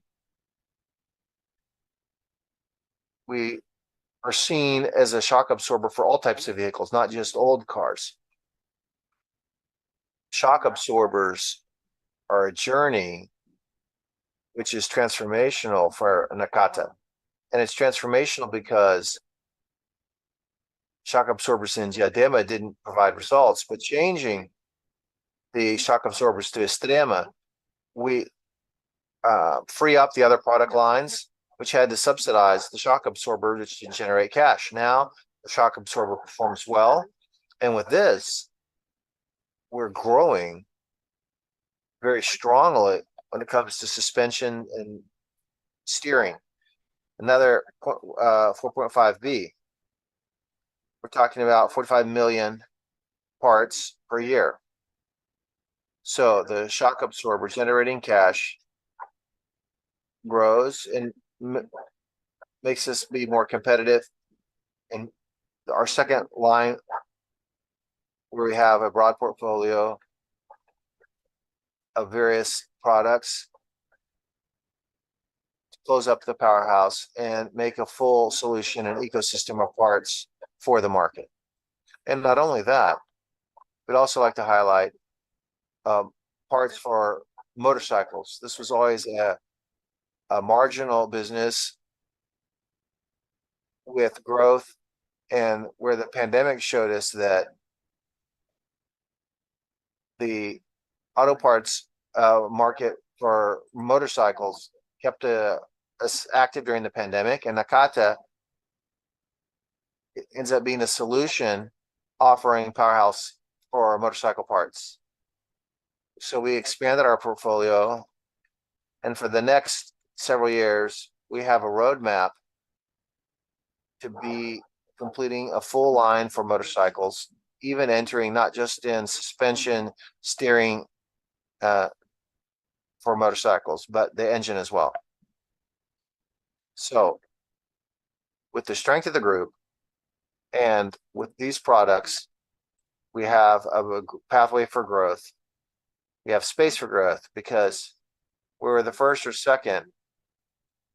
We're not one in contests, such as it is with linings and pads. We'll be the second contest in shock absorbers and other products. Yeah, CV joints, etc. Thank you. Primax. Those of you who are with us and had an opportunity to visit the factory, what did this substation show in terms of advantages for the company? There's the advantage of people circulating and knowing more of Primax. We saw the bus, we had to exchange out, and so Primax didn't need to switch out again. Primax suffered some pain of having limited capacity. The company had around 20% market share, and we made a giant effort, invested around 20 million reais. We went from 4 million to 4.8 million parts, which is our current capacity. We put in diesel generators to support additional demand. It's energy that's not very good. It's unstable and has various operational challenges, and it's very expensive. When we did this, we're talking about diesel around 3 reais. Now it's more than 6-7 reais. And ever since we bought it, we started the journey to get the environmental licenses for that expansion. To show you the pictures of where we're doing that is a source of great pride. You have no idea how many meetings we had with Julio, who is our main person in Primax in this field. We had a lot of meetings with the government agencies to get this permit. But at the end of next year or the beginning of 2025, we're going to have a plant with 6 million additional capacity. Here is a photo which shows the lower left portion where we'll have a substation. We're already working to get this ready. And so we've mapped out for Freemax 1,200,000 parts. We've mapped out for that unit. Other businesses around 4 million additional parts. And so at some point in time, we're going to have to make a decision thinking about a new plant. We even have a candidate for a new plant. We're discussing what state and what location. We've been checking out possibilities here in Minas Gerais and São Paulo. We have our business case on hold, trying to add a lot of the opportunities that we see. We have a leadership position, but we can still do a lot more. As a investor relations manager, not as operations director, I say that we can grow at a single-digit rate, a large single-digit rate, without thinking about acquisitions. There's a lot of opportunity. We have a lot of market where we can grow and continue to grow through robustness, quality business, and quality margins. Now I'm going to share with you a question about the market abroad. Are there any opportunities there? How is Nakata in this? Nakata will be a global brand, but to be a global brand, we don't necessarily have to have manufacturing activities. We've already been successful, and we already created a powerhouse, and we launched Nakata brand products in Cartagena, where we have a warehouse. And these parts don't go through Brazil. Nakata has co-manufacturers developed in various product categories with the capacity to develop manufacturing for any product. We have no barriers to entry other than know-how and technical knowledge of the product and process to select the best partners and place these products. For example, in 6 months, we put in a full line of motorcycle transmission parts in Colombia in the Nakata brand. And in Colombia, we have a market of 15 million motorcycles on the roads. We're already selling suspension and steering parts from Colombia, as well as Argentina. We already have a powerhouse consolidated. We already sell several parts. And so we're just growing more leverage with our co-manufacturers. Give us an opportunity to scale the Nakata brand and the model globally. It's not our boldness. With Juratec, we have the possibility to start now to scale the Nakata brand based of our co-manufacturing, because this co-manufacturing base has this portfolio. We're just going to adapt our features. And in the future, the US market. So we can scale Nakata without having to think about investment in assets and manufacturing. But using increasingly these co-manufacturers that we have approved, where we can develop to meet the needs of all these markets and all the powerhouses, which we'll place in various locations. Great. We have a long pathway to travel. What about control? How about the market share advancement in the last several years? What are the opportunities in this business? I like to say that control was a second second level B line, and now it's market leader. Our problem there is capacity. I'm always looking at Sergio saying that we need investment funds. We bought this in 2012. We started investing more in 2018. We increased our market participation. We grew more than 10 points. Today, we're strong leaders in several segments. We advance with our exports. We have support from the gains which we had on a daily basis. The video behind us shows some of the improvements that we did in our factories, putting our house in order and being very competitive. It's a difficult product. It's a hydraulic product. So it has a demand level and a care level that's very significant. Also, it's a braking system, but it goes away from the mechanical contact. It has to be an actuator. It doesn't leak. It's more complex to do a hydraulic product than to do a hard product. And we've had a great journey. And there's a lot of potential. We sell almost nothing to exports. We have our OEMs. We have space to grow in the domestic market. So Control had around 90, 100 million in revenue, now more than 200 million. And we dream of 300, and we think that may be too small of a dream. There's a lot of space to grow. And all this shows that we're a company that has organic capacity for growth, going from a follower to a leader. Thank you very much. Better to finalize with the last question.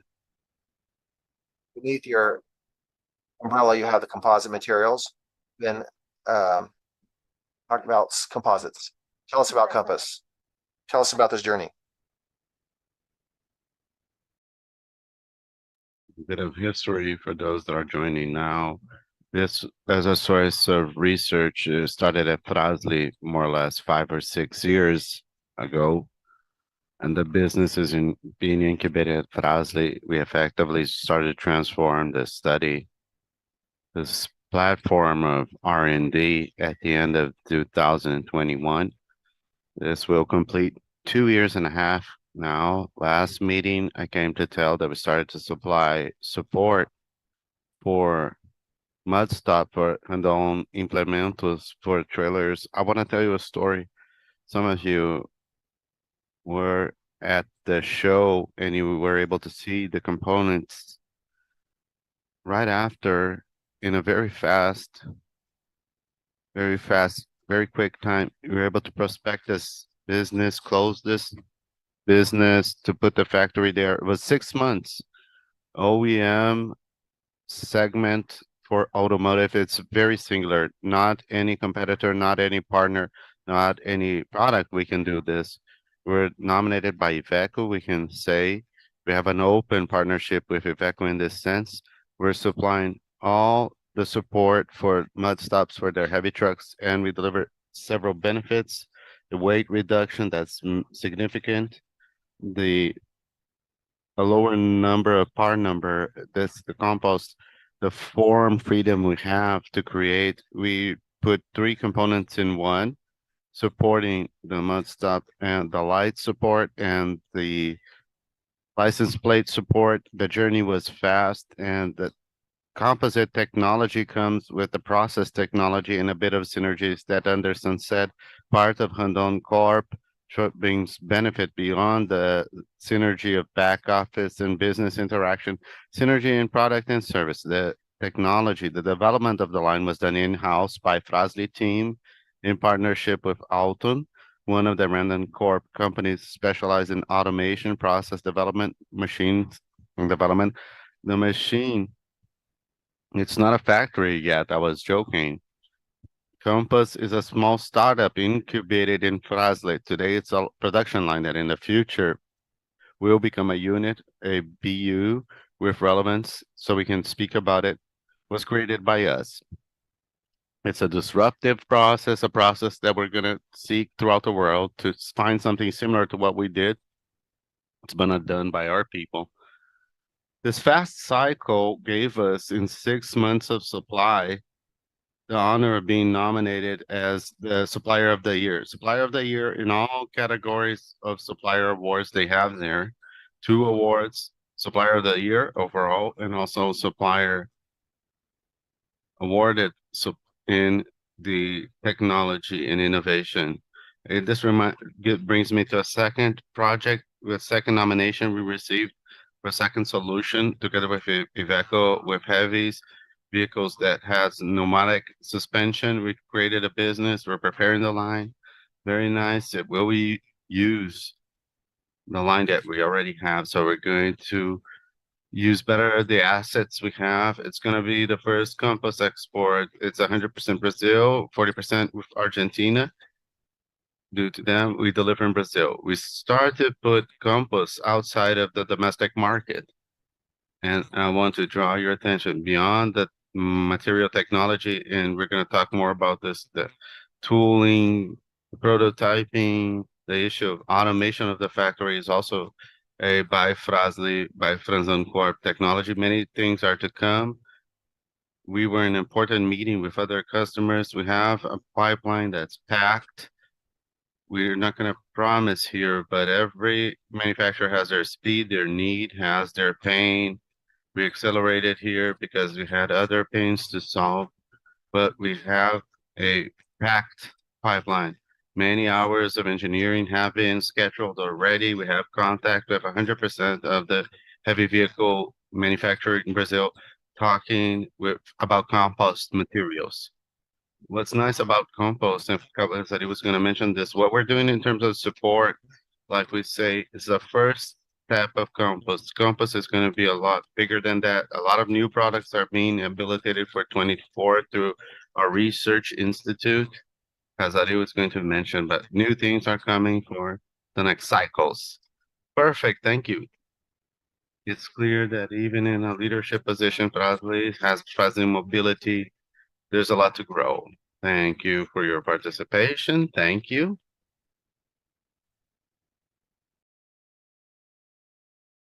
I invite now Alexandre Casaril, our engineering director, to present the roots of mobility.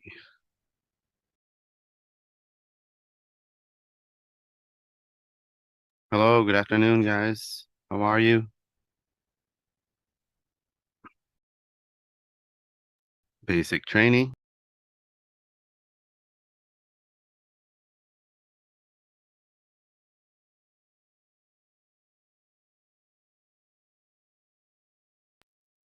Nice, let's go.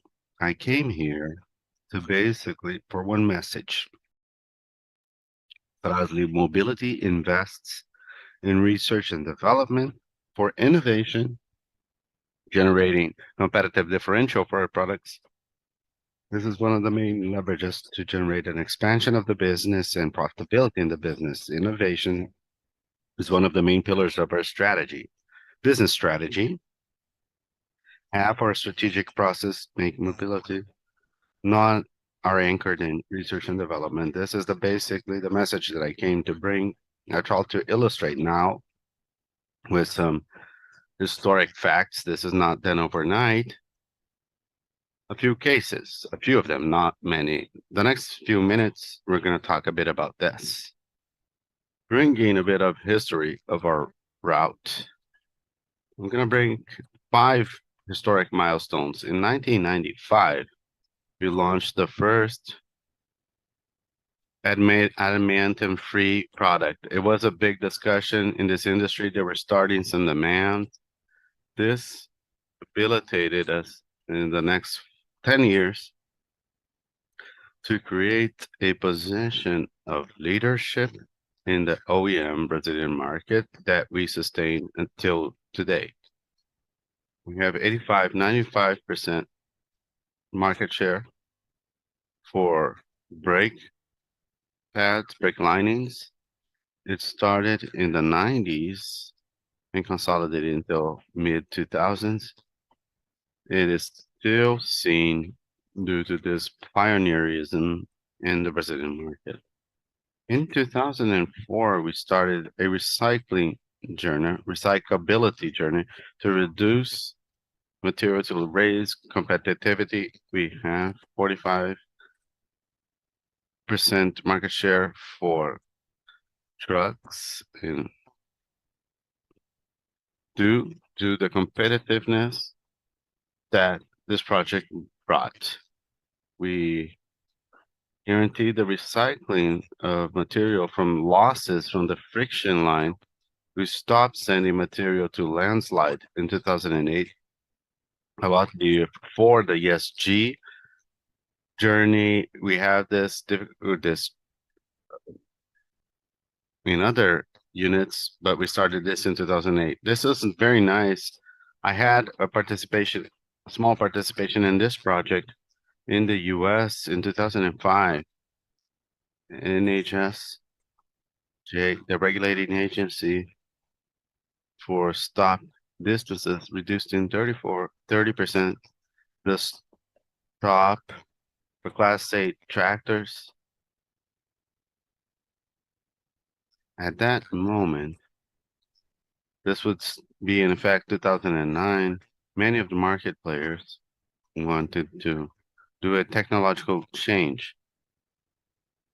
The market of drum brakes, which is our strength and our partner, Mediator, there was a movement to change to disc brakes at that moment. We invested in research and development together with our partner, and we offered a solution that met the standards. It's our bet against a market trend, and we have currently for drum brakes in tractors over 60% market share due to this. A bet that gives us return until now. 2022, we were bold. We dared to do something that I assure to you, if somebody does in the world, it's not very explicit or meaningful way because it's not widely known.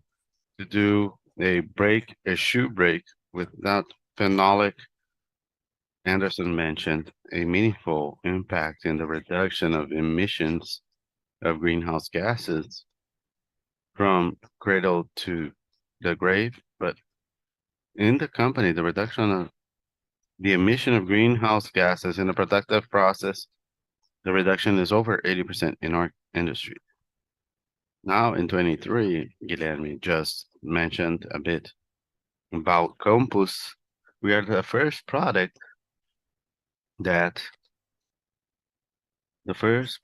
of composite material with structural function for commercial vehicles with OEM nomination. You had the possibility to see at Fremax this morning.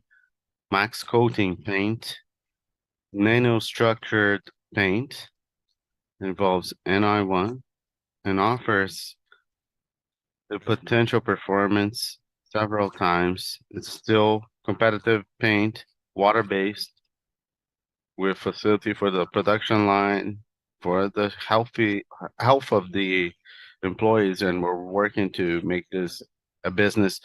We are in a journey of innovation. The company invests historically in innovation, research and development for innovation to leverage the business. This comes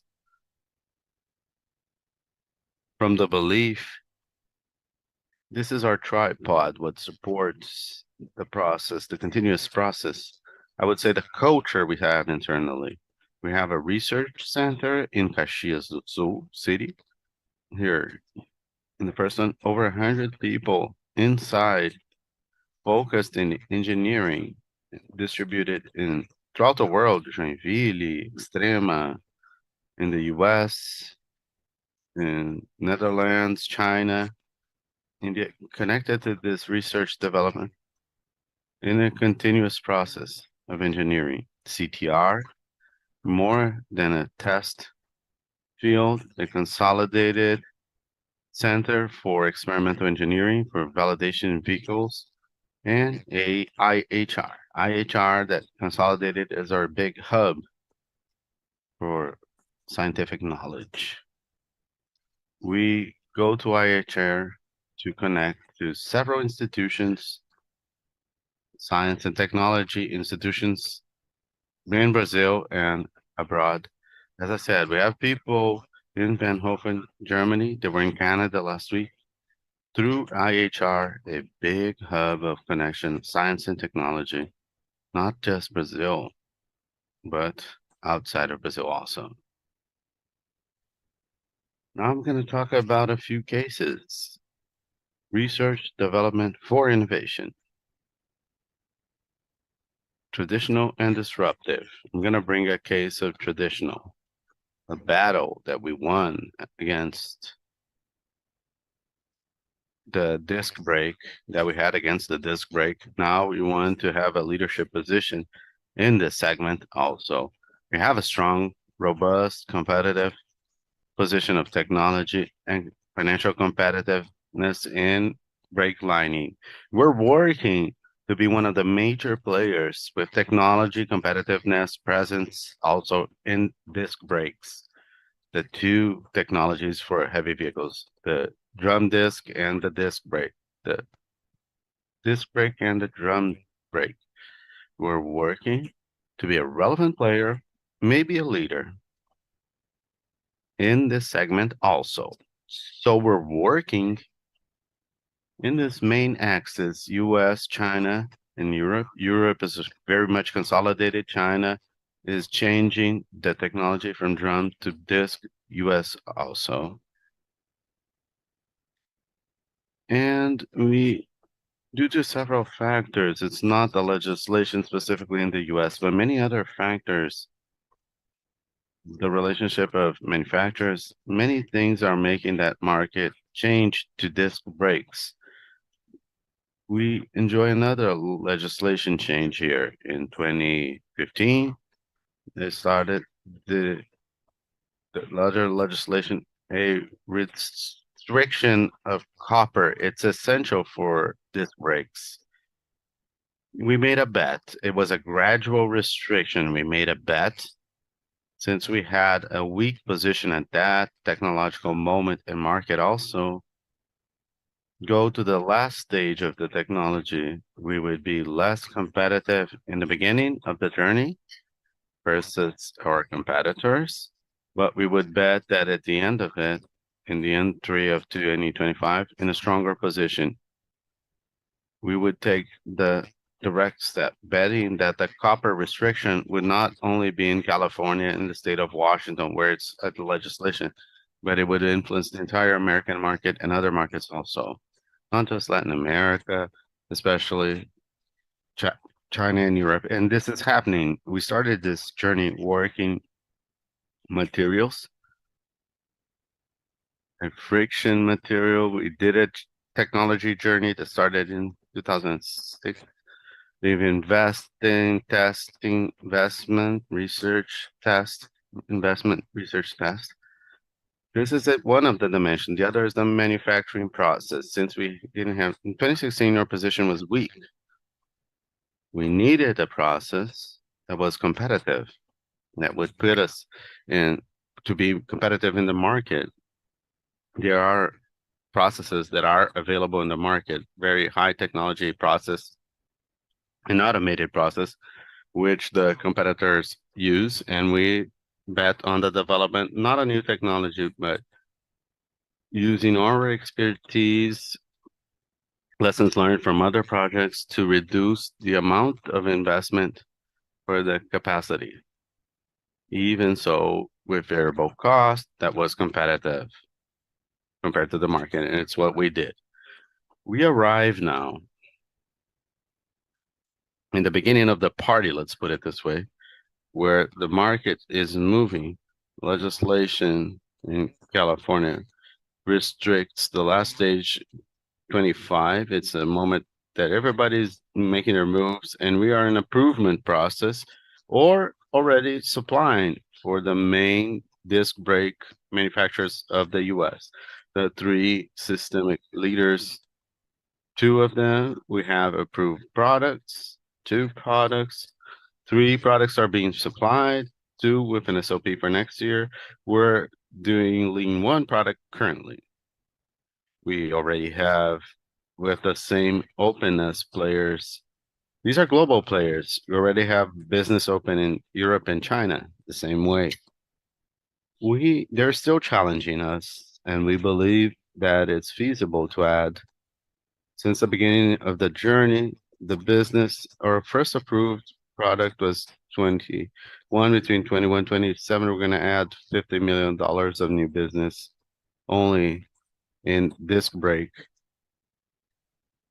Now we're around 7 million already added in the business. We want to get to 20 in a few months. We have a journey of getting to 50 million by 27. That's what we're challenging ourselves, and we believe it's feasible. This is traditional compost. We innovate to disrupt. Compost is a good example, maybe the biggest example. I won't talk about the mega trends of the automotive industry. It's well known by everybody. I will, from this, recover the belief that it's consolidated. The definition that has consolidated automotive industry needs lightness and robustness.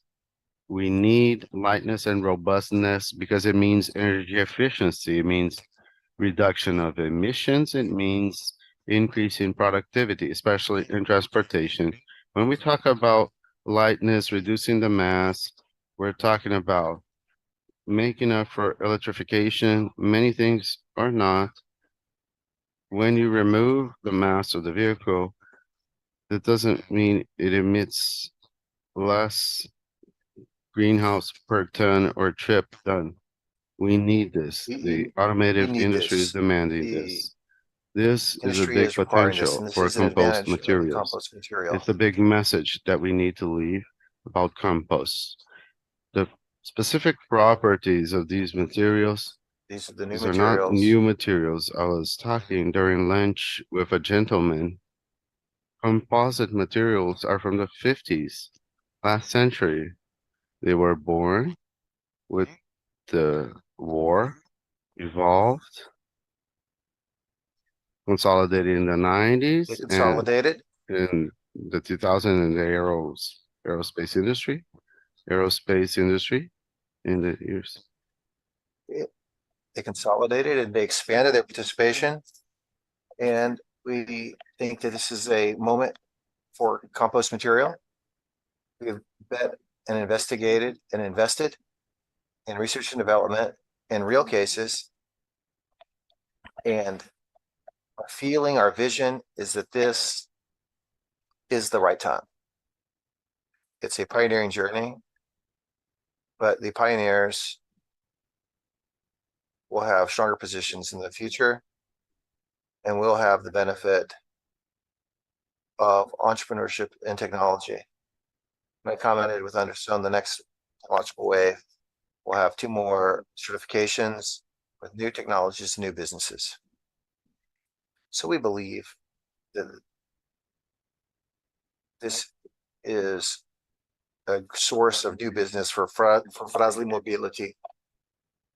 This is the vision of future for this division.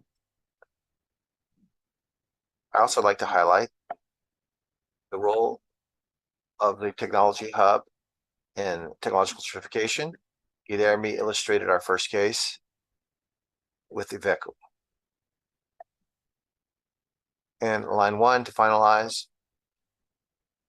Nyon case is one that you've had the opportunity to see this story. The story is very well told. The small message I wanted to give you is Nyon came about after a challenge that there was regarding niobium oxide.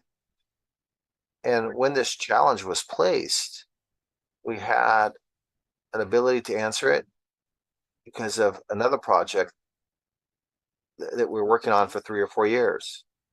The skills, the people, everything necessary to answer this challenge was placed because of another project. Nyon was born because of another project.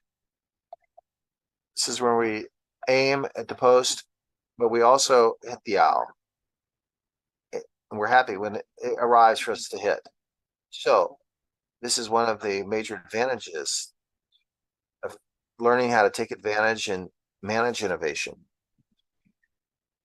Taking advantage of these opportunities when they appear, when they happen, and we need to pay attention to this. Are we going to have a Nyon every year? I don't think so, but we could have others. That's the message that I have. Today, Nyon is escalating to several segments using nanomaterials, not just niobium oxide, but other things as well. That's the message I had for you. Thank you.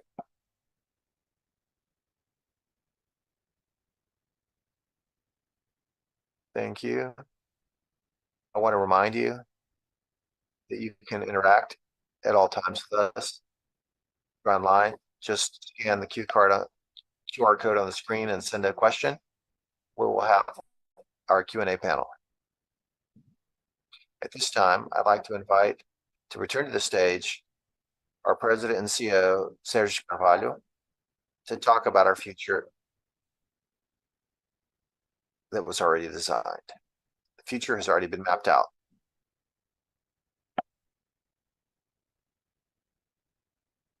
You can see on the screen that we believe that we have a future mapped out. We mentioned other opportunities, that we had a lot of clarity through our processes of where we wanted to go as a company in terms of ambition, in terms of numbers, 5 years from now.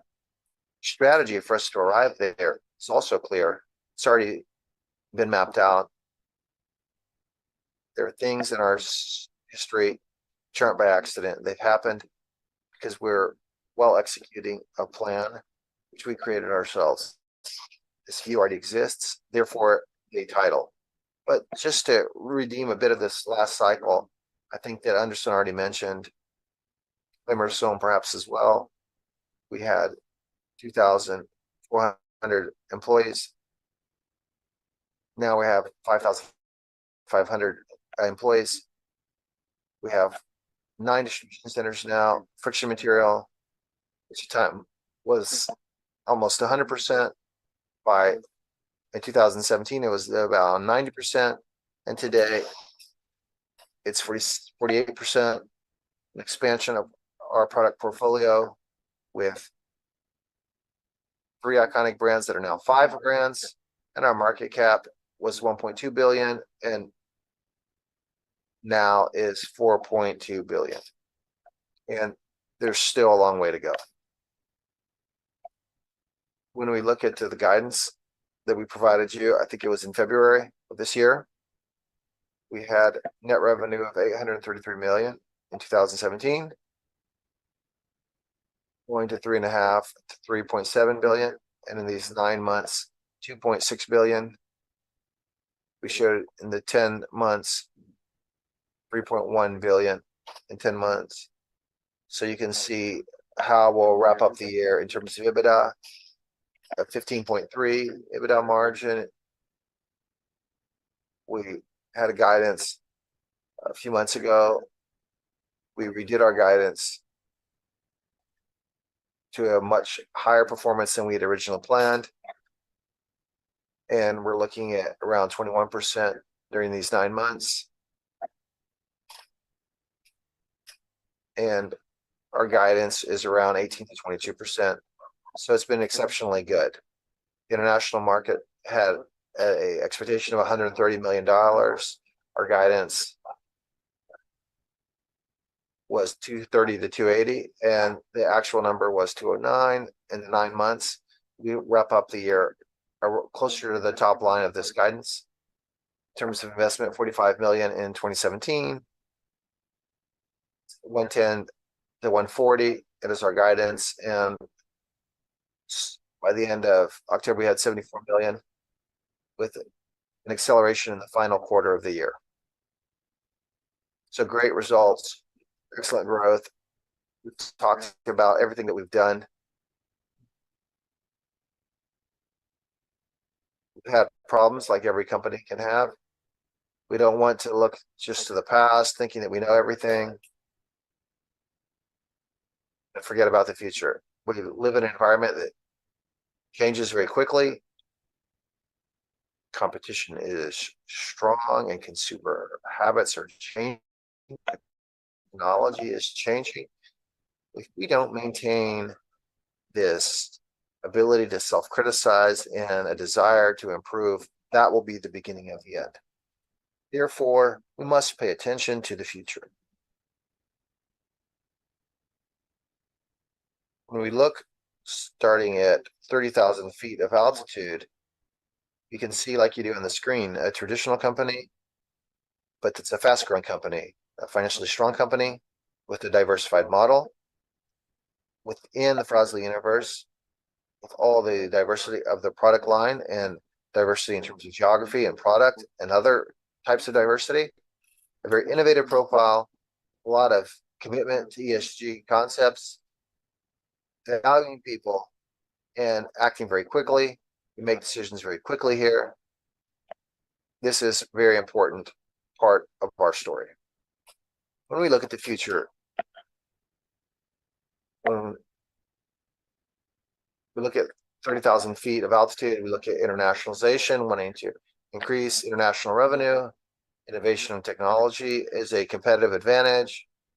We want growth with responsibility, controlling our debt levels. We don't want to go more quickly than we're able to. We are committed to decarbonization. We want to work with smart materials. I'm not sure if it's clear to you yet, but that's a core aspect with heavy investment. It'd be a major business unit. We're with a lot of confidence that this investment was done and made and moving in the right direction. And we're going to start our journey. Not that we're going to start to work with artificial intelligence. We already have done this for some time, but we're going to structure our initiatives surrounding artificial intelligence in a more robust manner. We think this is the time to consider, and we've done enough experiments in terms of management, in terms of industrial environment. We're going to start a more robust journey regarding the use of artificial intelligence. Flavia was one of the pioneers in the formulation of the use of artificial intelligence. And so there are various initiatives, specific initiatives, where we can work with a plan in this regard. You have a strategy. It's very clear. I think that's a strong point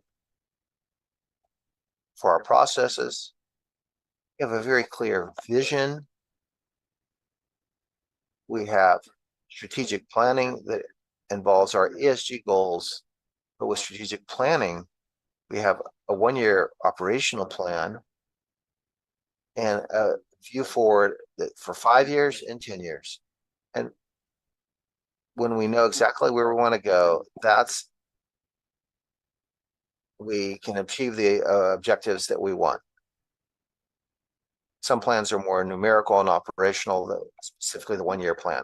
And then we have our strategic guidance, which reflects on the way we think, where the differential of technology is important, the focus on products for clients, our financial robustness, sustainability, and being a company where people want to work using these synergies, which has already been addressed by my colleagues. So the future is mapped, and we're going to move forward with pioneering spirit and new technologies, developing smart materials. That will be a huge competitive difference and will pay major dividends. Guilherme already listed the advances where all the OEMs in Brazil are working with us, and we're expanding now to US-based OEMs, and in 5 years, this technology will be something that we'll look back on and see that we were right to celebrate. This is the beginning of the beginning of the beginning. It's a new technology composed within other technologies, and we'll be developing new technologies to bring to the table. Emphasis on products reducing carbon footprint. And the second point has to do with internationalization, in presence in relevant markets, internationalization, expansion of replacement, powerhouse, and the best offer with brands and products, as we already mentioned here. and our powerhouse in diversification. We have a pipeline for M&A, a robust agenda in this regard. We have some projects that are more in a final phase. We have other projects that are in initial phase. We have more projects than we can manage, so to speak, but we have some opportunities here to talk about some of these projects. But what I can tell you is that there's a lot of good things on the way. And until we sign on the dotted line, anything can happen. Until then, we don't have anything. But there's a lot of good things we're expecting in a not too distant future. Our main drivers are our know-how and access to markets. Within our know-how, you saw all our executives make great presentations, and I hope you have the same opinion, which I do. This is an extremely strong team where everyone spoke with knowledge, and this is one of our strong points. We know how to do things. We have manufacturing as a basis. We have make or buy process. We learned a lot from Nakata in this process. Technical competency, technologies, and our intellectual property. All those things which we project. And then on access, we have access to the market, the customers, the brands, the portfolio, sourcing, and people. All this, along with what Anderson said, which is synergy. Everything that we do, if there's not synergy, it won't make sense. Sometimes internally, we joke that our last name should be synergy. It's sort of like a implicit mantra. Any project, if it doesn't have synergy, it won't bring about the right results. And we've been very happy at adding value, doing more with less. We need to change that 1 + 1 is 3 to 1 + 1 is 4. We need to adjust our arithmetic, but there's a lot of good things coming. We operate globally, and the purpose of this slide is to show where we participate in the heavy and light line. Obviously, here in Brazil, we always had participation in both segments. In South America as well, we work in heavy and light. In North America, dominantly in the heavy line. Remax exports a little to the US, yes. And Frasle sends a little to Mexico, but it's very incipient.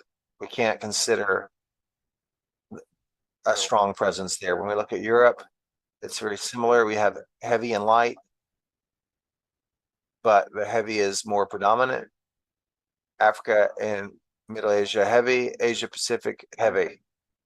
The main message is that North America, which is one of our targets, we only act in the heavy line, and we want to participate in this huge market in the light line as well.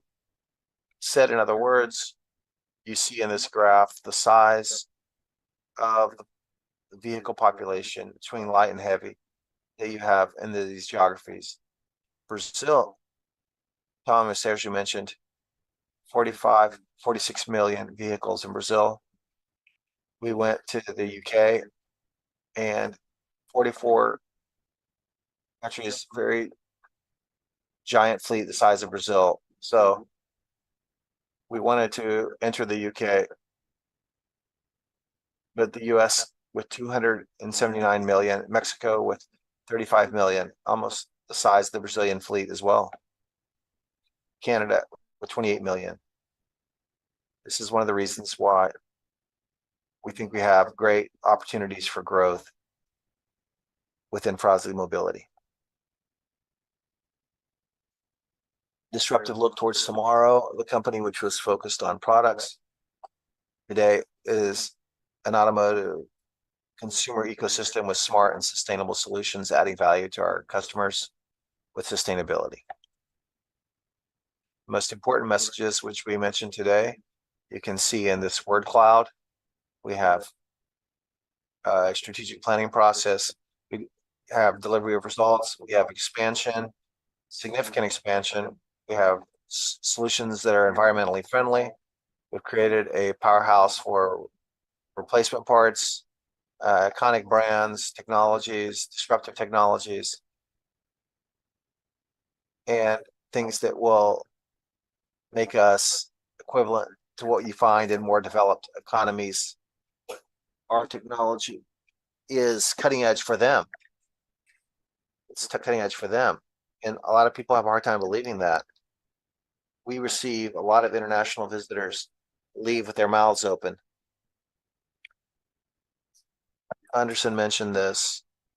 The team is fundamental. People are the center of everything. So once again, I want to repeat what I said earlier. The Frasle Mobility team is very strong. There are excellent leaders here, and there are several others who haven't had an opportunity today that are super strong teams with great talent. And this really gives us lots of certainty that we'll reach our objectives. The strategic pillars, not at 30,000 feet, but a little closer to ground, is a global activity. We have global activity where 40% of our revenue is international, but we have opportunities abroad and competition is healthy. You saw several people mention that there are several opportunities in the domestic market, and the opportunities abroad are at an even more significant scale. Our house of brands and all these iconic brands, some of them abroad, and those of you who participate with us for several years remember how we spoke years ago that we want to create a replacement parts powerhouse. You saw Paulo Gomes say that we're one of the largest companies in the replacement parts or spare parts market. We're larger than many foreign multinationals that are giant and well known. And this team delivered what they promised, and we're confident that we can deliver in the plan that we have now. I'm not going to repeat everything that was already said, but there's a lot of good things happening in terms of technology and innovation. And just to give you an idea, the American market, where we're leaders with brake linings, is quickly migrating to disc brakes. It represented a threat to us. We were leaders in drum brakes, and we had zero participation in disc brakes. We're now trying to go from zero to be the leader in the American market for disc brakes. And maybe in another year, max 2. They want to be more conservative with 2 years. We're going to quickly take on a leadership position for a new product dominated by large companies, leaving from a starting point of 0 and becoming a leader in a short period of years. This is a source of great pride. ESG was something we mentioned a lot. New products, respecting the planet. And we also talked about the customer experience by Sergio Montagnoli and Paulo. The customer is the center of everything. If we can learn to deal with our customer, transforming their journey and facilitating their life, creating value for our customers, business will be increasingly growing for us to increase this growth. We're very pleased with our current performance, and we have a path of how we can go forward.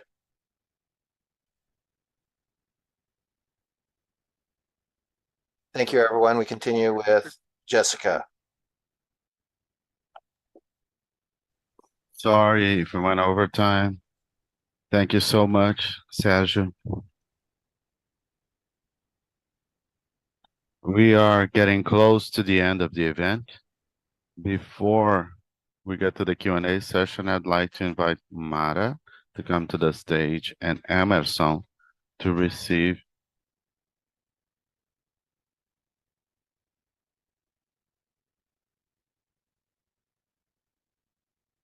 the seal of this edition.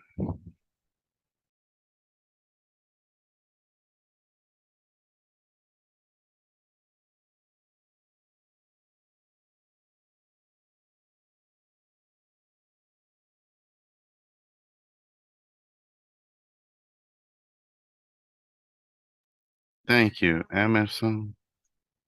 It's not just delivering a seal for 22 years.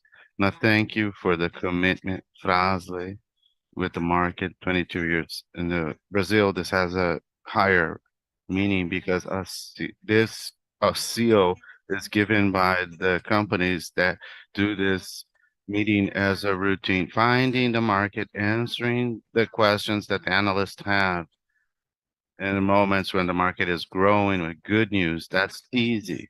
But the Brazilian market, we have hard questions to be answered moments. And the last 22 years, we had moments that answers must be given, and you were present with the market in 22 years. It's a very important meaning to the market. The commitment to information independent of what information you're giving, independent of the question that's coming. So the commitment of the company, this has a lot of meaning. I saw in the results in the award, quality award last edition, the main item that made this company win the award was the commitment and being close to the executive, the closeness of the executives to the market. It's not just delivering a seal for 22 years, but thank you for the partnership, Abimac, and the management of the company to serve us and having this meeting for 22 years. We'll continue this in this journey. This is what guides us. Thank you so much. Thank you, Mara and Emerson. I invite now the speakers to come sit in the chairs in the front of the stage so we can start our Q&A session. It's mediated by Hemerson de Souza.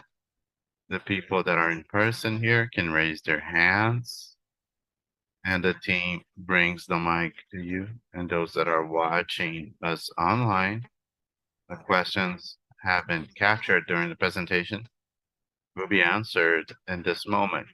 You can continue to send in your questions.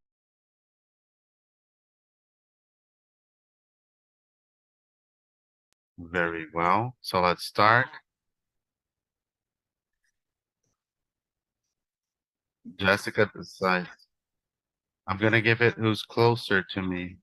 Lucas to start. Don't be jealous. The others. I'm gonna start the Lucas queue. Guys, thank you. Lucas, PTG, thank you for the event, for the information. A lot of things we see the last few years evolving.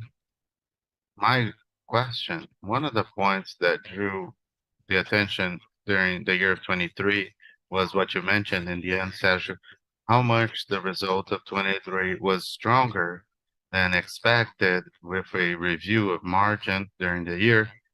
And then, of course, our exercise here is to debate what's recurrent, what's sustainable. I think the messages confirm the synergy information seems to be sustainable, but some people look ahead and have a bias. We see a company at a certain level. We want to understand what's the new level. What of the gain of profitability is sustainable or not? Where do you think is the new sustainable margin level of the company? We want to know if it's stable or not. I think the question I can answer you with several aspects. First, we did create always from our results, we have two vertices. One is legacy, the other is being opportunistic in the good sense. We were competent of being able to seize a market moment where we had high inflation. It wasn't possible to continue to evolve the price, and it's a moment of the turnaround when there was a price decrease. We were able to rescue support from more vendors in terms of reductions. We were able to keep the price at a higher level for some time. We're giving it back for more than a year. We started to do discounts November last year at Premac.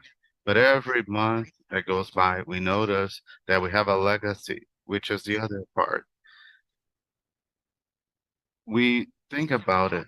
The interval that we position our guidance speaks about what we believe in the company. The bias brings the impression of the opportunistic. It seems to be bad to say eventually we're going to see margins dropping. We're very distant from the history of the company. The company did 15% EBITDA. We are adjusted 21.4 or 20.9 if we go to accounting. It's a different level, very different from what the company was. The legacy stays. The opportunism, we as a executive team, guided by Sergio and Anderson, we must be as competent as possible to leave the opportunity, leverage the result above the legacy position, but we have a different phase. I think Anderson wants to add, feel free. You want to speak? Anderson said it very well. I would just like to mention that some of the new technologies that we're bringing contributed very little. We're still crawling. They bring a margin a lot higher, twice the traditional margin. The point here is once the new technologies advance and gain space, a bigger space, this will bring a margin improvement also.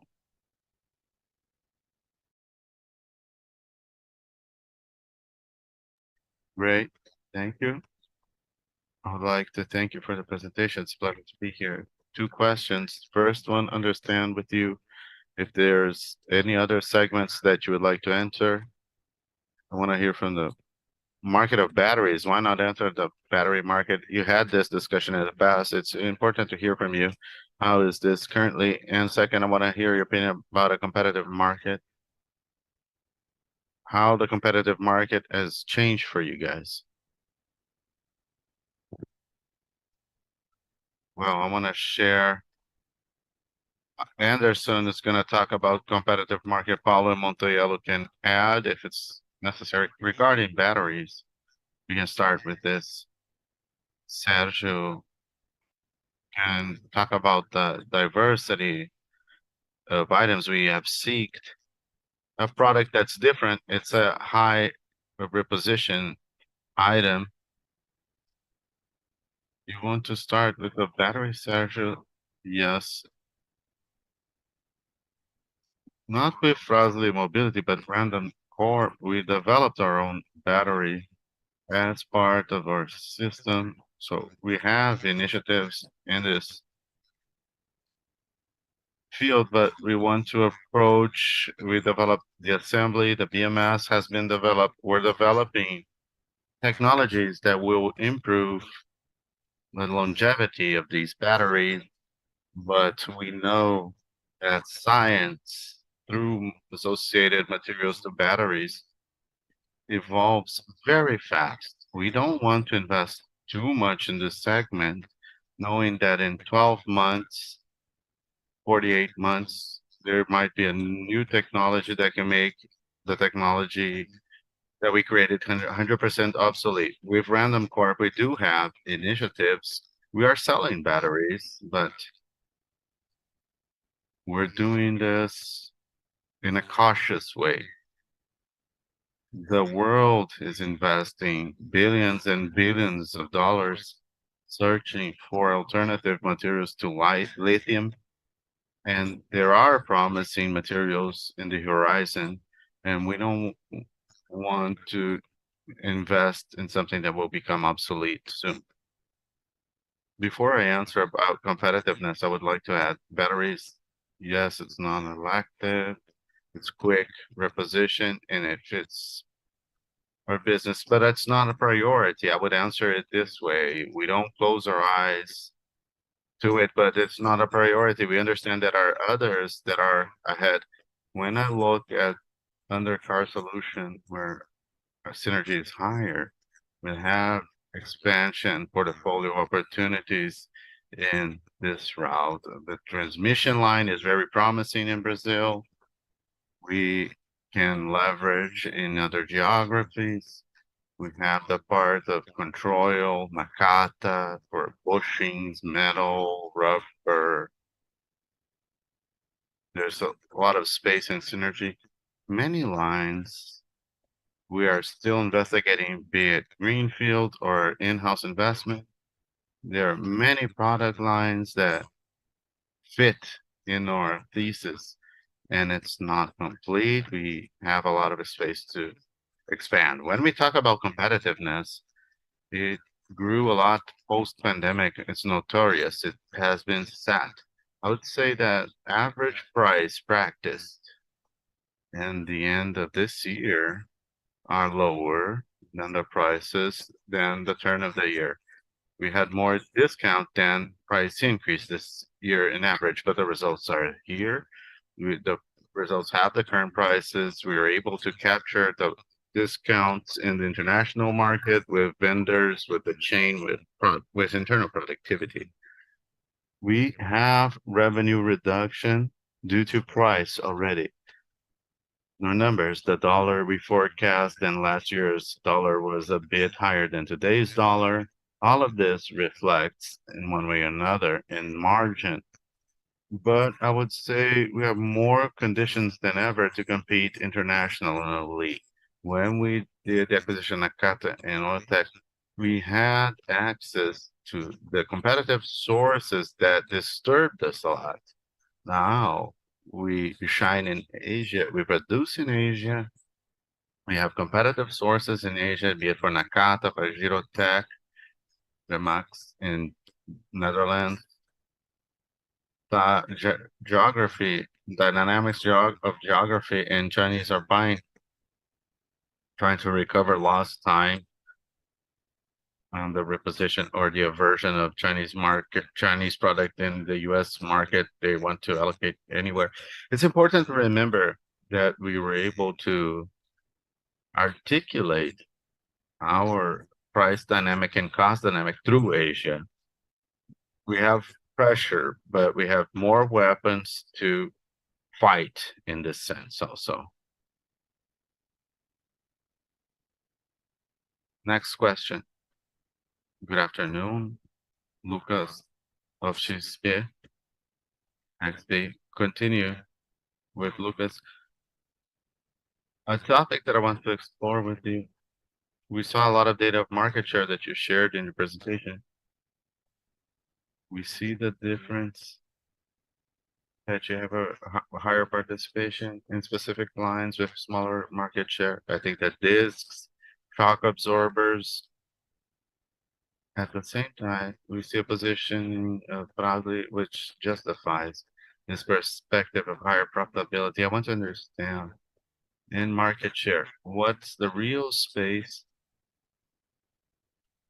that you see for market share without going the barrier of higher price? How much you can gain in market share, similar to Leomas, without having to give price.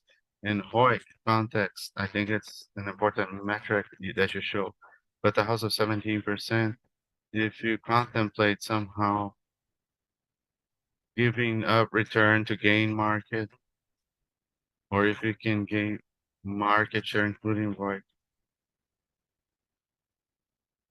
depending on the sector, to use 2.72 here. Perfect. I will pass to Montagnoli to answer how much market share we can gain without losing price. But I would like to say that we don't do a disclaimer. We don't open for product line. It would not be prudent to give the gold to the thief. The competitor is watching our mobility. But the premium lines we have, the Fremax, a brand that has a great reputation, they have participation of 23% market share. Frasle line has stages inside it. And I can say in the lines, we have that less market share, we have higher profitability.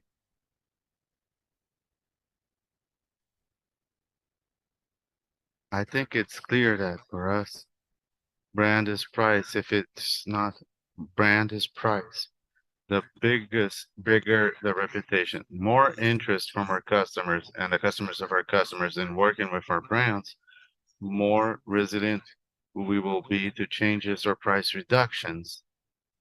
But we must consider that the fleet somehow will age.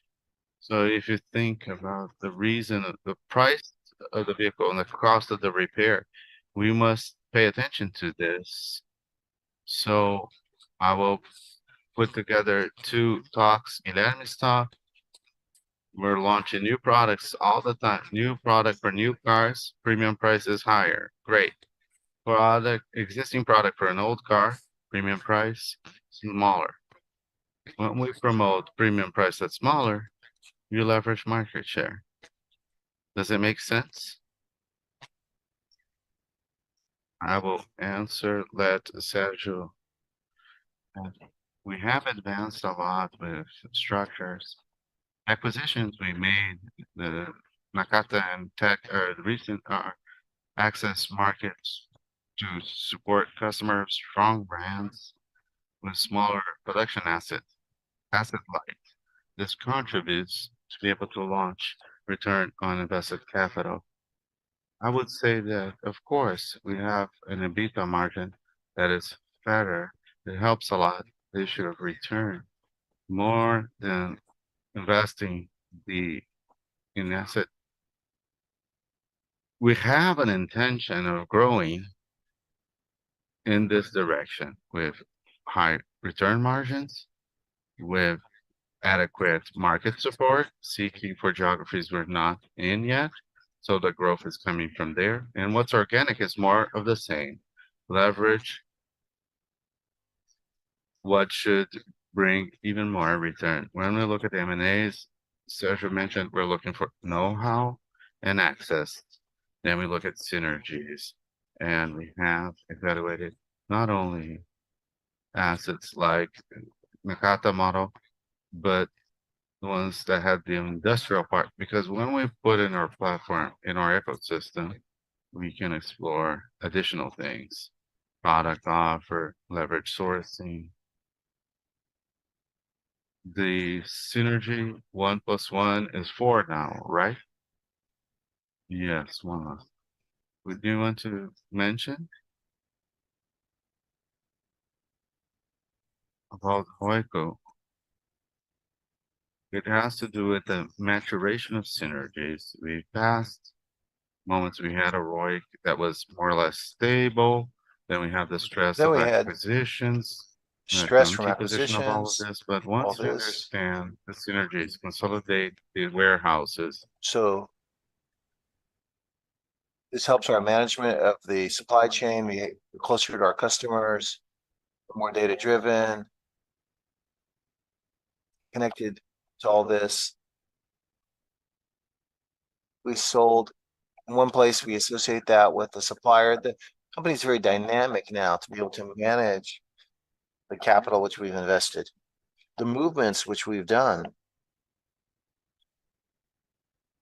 We're always not wanting all the whole set to be light like Judo Tech, but at least partially. And this favors the return on invested capital. We can't forget that we reduced our fixed cost significantly. We had historically 24, 25, 26. Now we're around 22. And over the long term, we like around 20, leaving the company leaner. And that's the beauty of synergy, doing more with the same structure that we currently have. All right, folks. Thank you for the event. I have 2 questions. I want to understand how you see manufacturing and what percentage do you think you can have in terms of revenue over the long term, looking at co-manufacturing. And the second question, we talked about several M&A possibilities in the markets you're looking at. I want to understand, how do you look at Latin America? What are the opportunities in terms of market size? What do you see in terms of being able to replicate what you have here in Brazil? in markets which are more similar in terms of average freight age, the purchasing power of the population, things like that.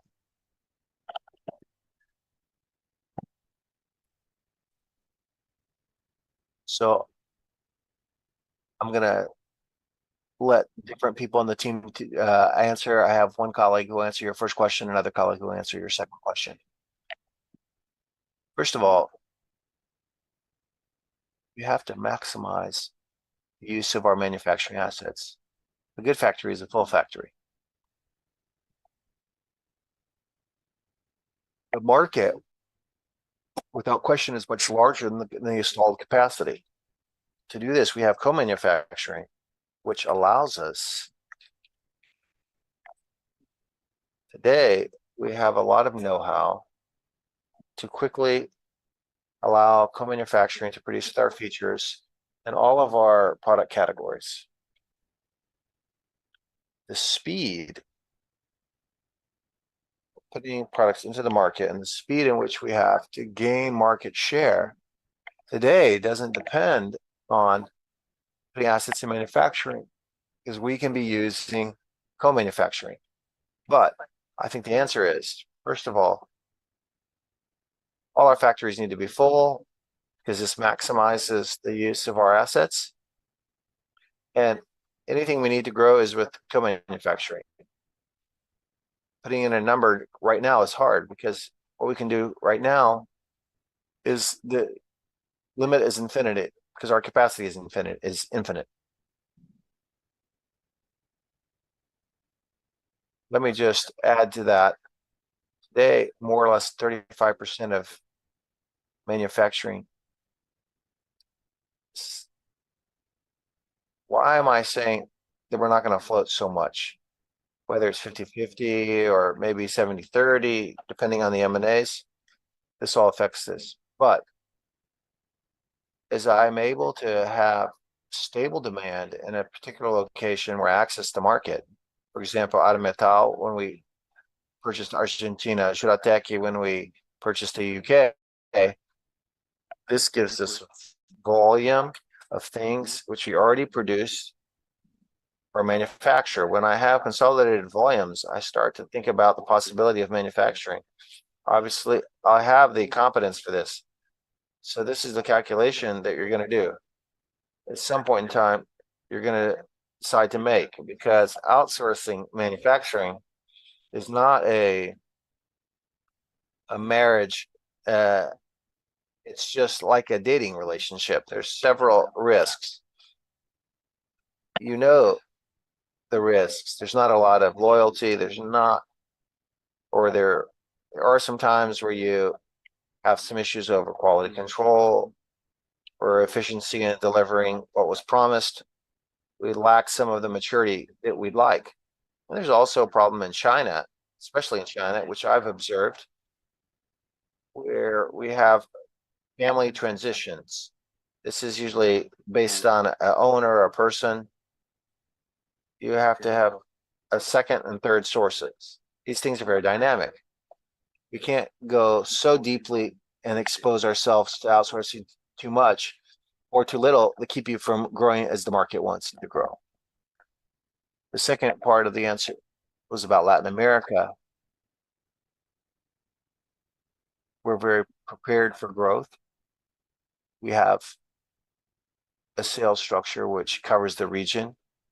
We have over 25 people to sell for all of Latin America outside of Brazil. The markets start in Mexico with the most relevant fleets. Colombia is another large market. Obviously, Argentina, despite all the economic restrictions, we think over the long term, this will be resolved. We went through something even harder in Brazil in the 80s. But I think that as Brazilians, sometimes we don't notice this. Hemerson and I came back from a journey in Latin America. Made in Brazil is very relevant. Brazil, along with our brands, have a lot of brand power, both in Frasle and Fremax. we even want to select which brand to use in the region, regardless of the brand to use in Brazil. The most relevant brand we have out in Latin America is Fremax. A lot of the pads we sell with the Fremax brand, with the reputation of made in Brazil, plus that it's very valuable. We did a little homework and we want to manage our portfolio better and guarantees full success. I think in 2-3 years, we'll be telling a great story and we'll talk about M&As as well. All this is related to the access to markets, which are so great, we don't have relevance. The Mexican market is even more than what we showed here. Almost 40 million vehicles. A portfolio totally different than Brazil, but with similar aspects because for a long time, Mexico and Brazil exchanged manufacturing bases. There are a lot of cars manufactured there that are made here and vice versa. It's very complex to do this alone. But I think that in Latin America, Mexico closes the circuit. We have a relevant position in Argentina and Colombia, and the other countries wouldn't bring to us any significant growth.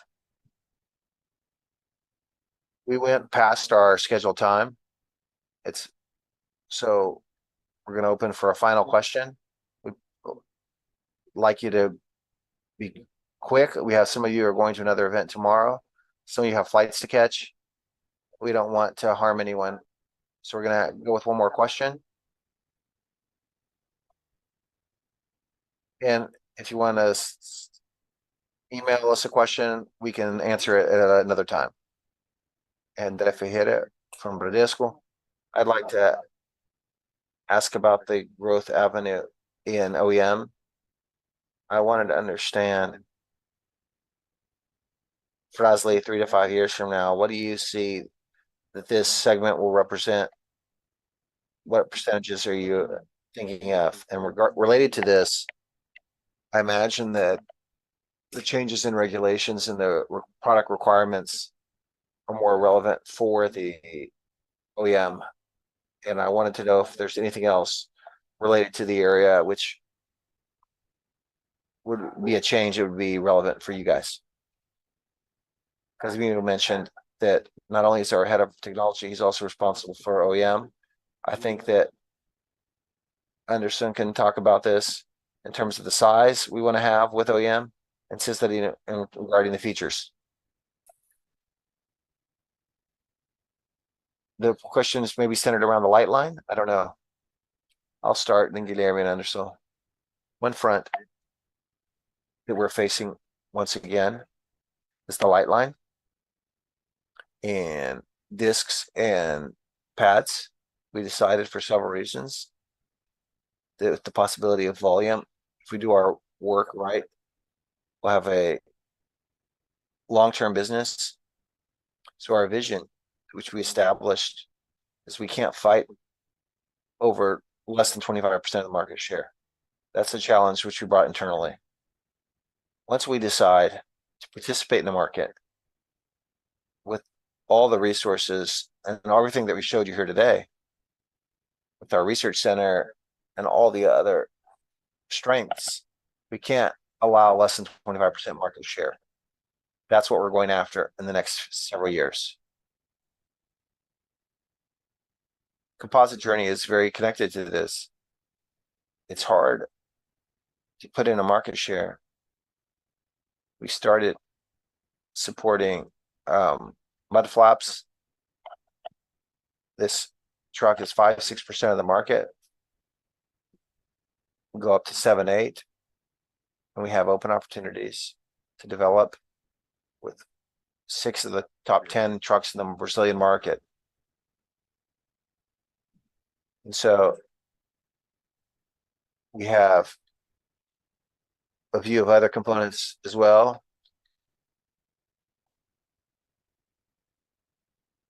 We talk about this, we can be even more clarifying than talking about market share.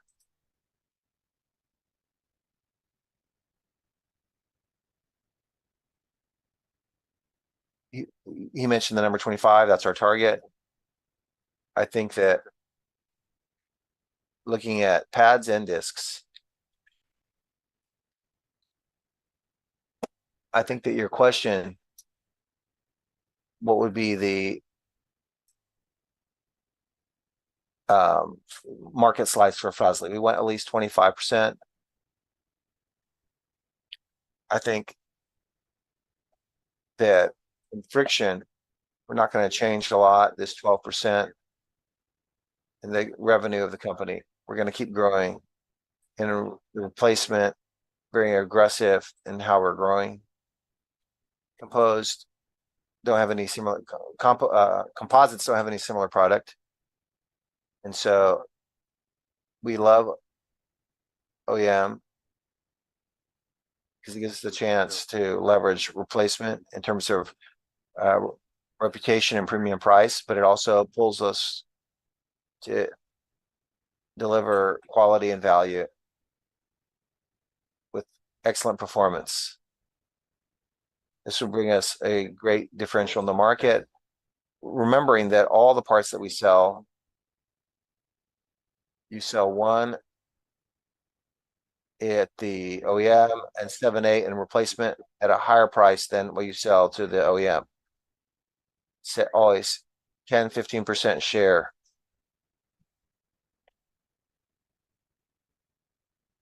I think there's time for one more question. Let me give him the microphone.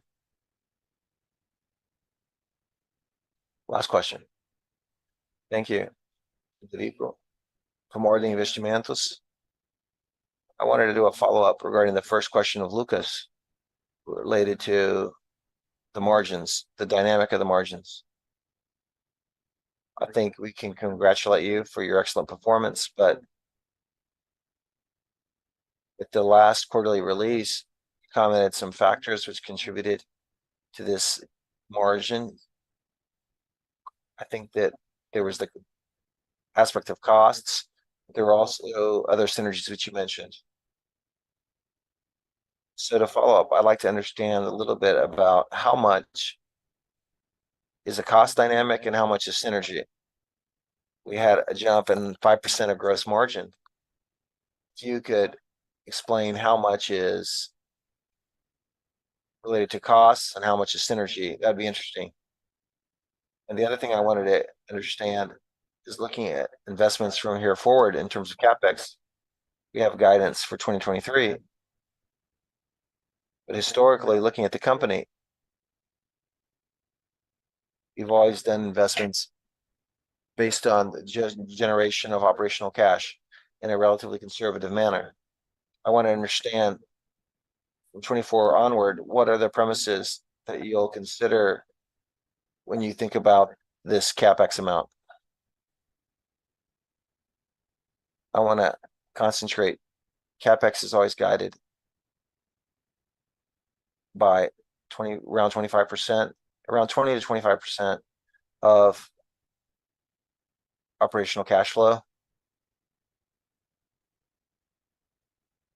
I think it's necessary.